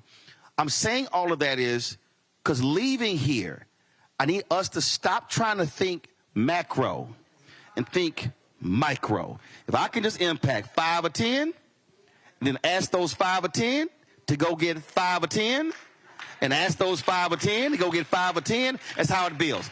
Go ahead with your final comment. Go ahead. In the spirit of homework, I know we talk about 28, 29 days, but our first number is 13 because we got 13 days left that a person in the state of Pennsylvania can still register to. There you go. There you go. Okay. And the homework for the people, for the woke in the room, is to go through that group text with your homegirls and your bros to see how many of them haven't even registered. There you go. We've got a QR code in the back that you can send them and say, hey, can you check this real quick? No. See, we don't do that. Bring the QR code up here. Okay. First of all, is more people watching than who's in the room. All right, well, we're going to put it on the screen. So bring the QR code here. But go ahead. And then the second thing is, again, each one reach one. So I guess now that we know that there's a voting center in the Popeyes, how many people can you get to Popeyes? Even if you got to sweeten them up with a biscuit. Okay? Because as a political enthusiast, now hold up. There are laws. There are laws about buying votes. Yes. So do this here. Let them go vote. And y'all get a biscuit after. Yes. Okay, go ahead. And then my last part is, I definitely want to shoot some bail because I've been a friend to that 38 special, I like to call them. Those 38 members of the Congressional Black Caucus leadership in Pennsylvania. And I understand in a real way because I've been to Harrisburg and I see what they're up against. 38 is only, 25% of the whole thing? So their fight starts when we press that button to get them there. Right. And when you want knowledge, you go to the library and get the book off the shelf. The library don't come like the Uber Eats do. So the challenge is I believe in Napoleon. I believe in Austin Davis. I believe in Joanna McClinton, Jordan Harris, Senator Shreve Street, Anthony Hardy Williams. I mean, I can name most of the 38. But I know I need to work for them first because there are more of us than there are of them. And now my last bit of homework is everybody knows Amani and below her, Gen Z, Gen A. And it's different when Napoleon says, I need you. It's different when Kamala Harris says, I need you. But y'all need to tell them that you need them. Because they're going to be the ones to save your Medicare. If we can mobilize those 18 to 40-year-olds who feel disengaged, who feel disenfranchised, who feel unheard, and say, you know what? If you do this for me, I will bring you along. We don't have time to educate people on the importance of politics. Right. We need to, as the knowledgeable, we need to say, hey, I need you to do this for us. Yep. And then we go from there. Right here. Go ahead. All right, so listen, Manny, I want us not to forget what he said. He said, my generation not being heard, and he said they don't know. His program is, what's it called again? What I Wish I Knew Foundation. What I Wish I Knew Foundation. They don't know. So we have to do an education. It's a both and. You can't be one on the table and not the other. So for me, you got to really educate the future to help them understand legislative process. Listen, you had a presidential candidate. I don't remember what the election was. And the man could not say what the three branches of government is. He was running for, who was that, Roland? Oh, the first one, that was Jill Stein. She'd know how many members of the Congress were. She was like 600. No, it's not. But that's my point. Right. You got a person running for high elected office. What do you think these young folks don't understand? They don't understand civics. So you have to give it to them back to the old school. And for all you old folks, you know what I'm going to tell you. I'm old too. Got it. What was the saying? I'm only a bill sitting here on Capitol Hill, right? What was it? Remember that? Remember that? Yeah, it's called Schoolhouse Rock. Exactly. But that's how but they don't understand that.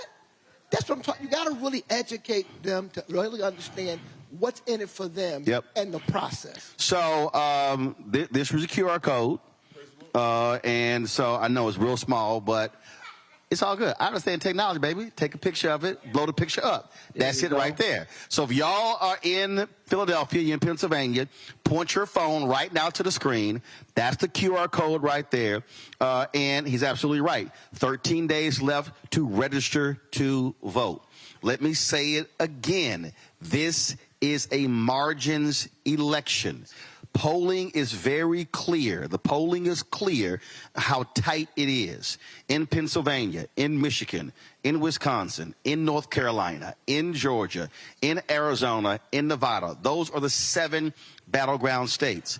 That's the presidential race. You also have an Ohio Senate race, okay? Montana Senate race, Arizona, Nevada, West Virginia, Florida, Texas.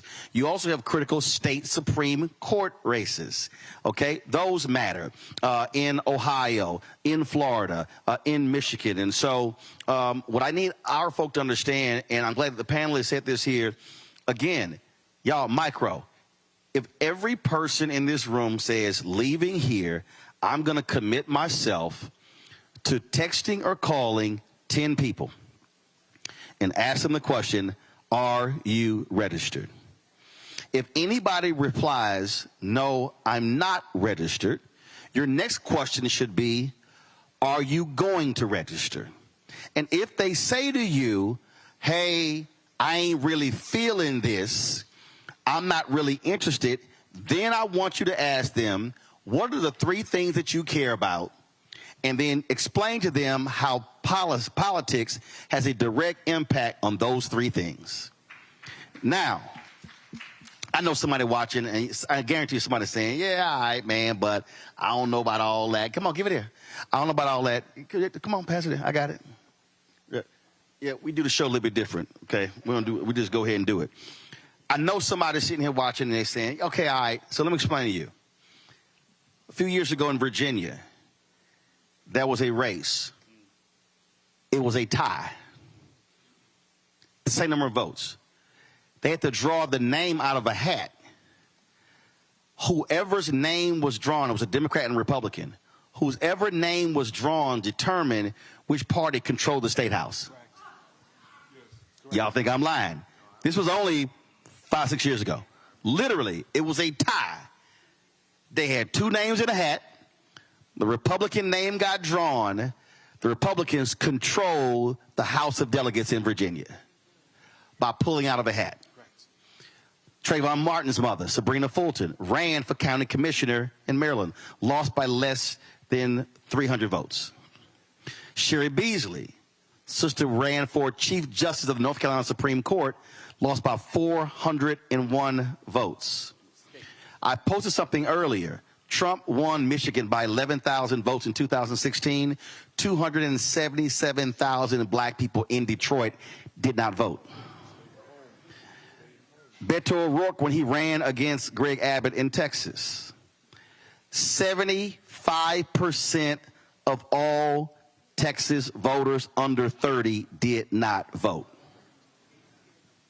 So, don't think for a second that if each person in here hits 10 people, now you multiply the number of people in here, that it has no impact. Last piece of homework for everybody else in here. All of y'all on social media. You either on Facebook, Twitter, Instagram, TikTok, Snapchat, fan base, LinkedIn, say it again? Threads. Right, that's new. So, Threads, Spoutable, Spill, all of those. Y'all, this is real simple. All you got to do is go to Kamala Harris's Twitter page, click it, save photo, repost it. That's all you got to do. You ain't got to go search. I'm just helping y'all. You ain't got to go Google nothing. You can just go right there and say, okay, if you go Joe Biden's Twitter account, he has a graphic that says how many. Matter of fact, I'm just going to show. He has a graphic. Give me one. I'm just going to show y'all how easy this is. You go to Twitter. All right, pull it up. Pull it up. Pull it up, y'all. Okay. So if you just type in Kamala Harris. All right, you see Kamala Harris HQ, you do Kamala Harris right there. Then you click media. All you got to do is then scroll down. And you say, oh, Kamala Harris will cover home care for seniors. You click that. Y'all see it right there? Hold that down. Save photo. Boom. Now, I'm going to go over here to Instagram. I'm going to take that same photo right there. Click next. Let's go. Click OK. Click share. Boom. Guess what? Kamala Harris is right there. Y'all see that? No, that's look, Instagram. I don't care. Instagram. That's Instagram. Instagram gonna show you all kind of stuff. So y'all saw what I did? Y'all saw what I did? Y'all see that? See Trump's President 2025? I pulled that. Y'all see that? This is a graphic. I'm gonna go here. I'm gonna pull all kind of stuff. Okay, you see this here? You see what Instagram just pulled up? Roland Martin, request a ballot for Virginia today. Okay, so y'all, you can grab anything off of social media. That's how simple it was. And so all you got to do is just simply utilize the technology. You do that, now all your followers are seeing the information. Your followers are seeing the registration deadlines. That's how simple this stuff is. And so we just have to understand that it's not hard, but you have to now amplify the messaging, and you can't wait on the representative, you can't wait on the preacher, you can't wait on an influencer, can't wait on the podcast. Every person in here can change the game. Every person. Let me thank all of y'all. We certainly appreciate it. Thanks a lot. Pastor Board, thank you so very much. Let me thank all of y'all who showed up. Tomorrow, pull the graphic up in control room. We're going to be at Roland Baptist Church tomorrow. Sharon. See, I was checking it. I was like, because, you know, some people not Sharon. Y'all know black people. I ain't never went to a Sharon Baptist Church. I'm just saying. That's what, look, most time it's Sharon. Come on now. That's y'all. That's how y'all doing in Philly. Okay, all right, because y'all know anywhere else in the world is called the Church of Sure. Yeah, y'all know. Come on now. That's the Church of Patty. Okay, all right. So we're going to be there tomorrow, 6 to 8. And then on Thursday, pull the graphic up, we're going to be at Lincoln University, broadcasting from the chapel there. Control room, pull it up, please. Thank you very much. So we'll be at Lincoln on Thursday. And so we appreciate it. Again, don't forget, support the work that we do. Join our Bring the Funk fan club.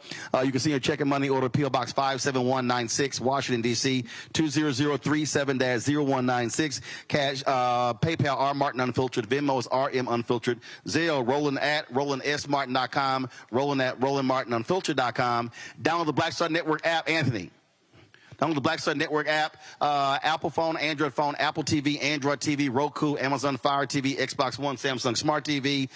And be sure to get a copy of my book, White Fear, How the Browning of America is Making White Folks Lose Their Minds, available at bookstores nationwide. Get the audio version on Audible. All right, folks, this here, general election dates right here. And so last day to register in Pennsylvania, October 21st, last day to apply for a mail ballot. October 29th, election day is November 5th, and completed mail ballots must be received by 8 p.m. On November 5th. And so and you can get more information by going to vote.pa.gov. If you're not in Pennsylvania, go to your state secretary of state's website, or just simply go to iwillvote.com, iwillvote.com, to get all the information that you need. Folks, thanks a bunch. I appreciate it. Pastor, thank you so very much. Glad to be here. I'll see y'all tomorrow. Holla!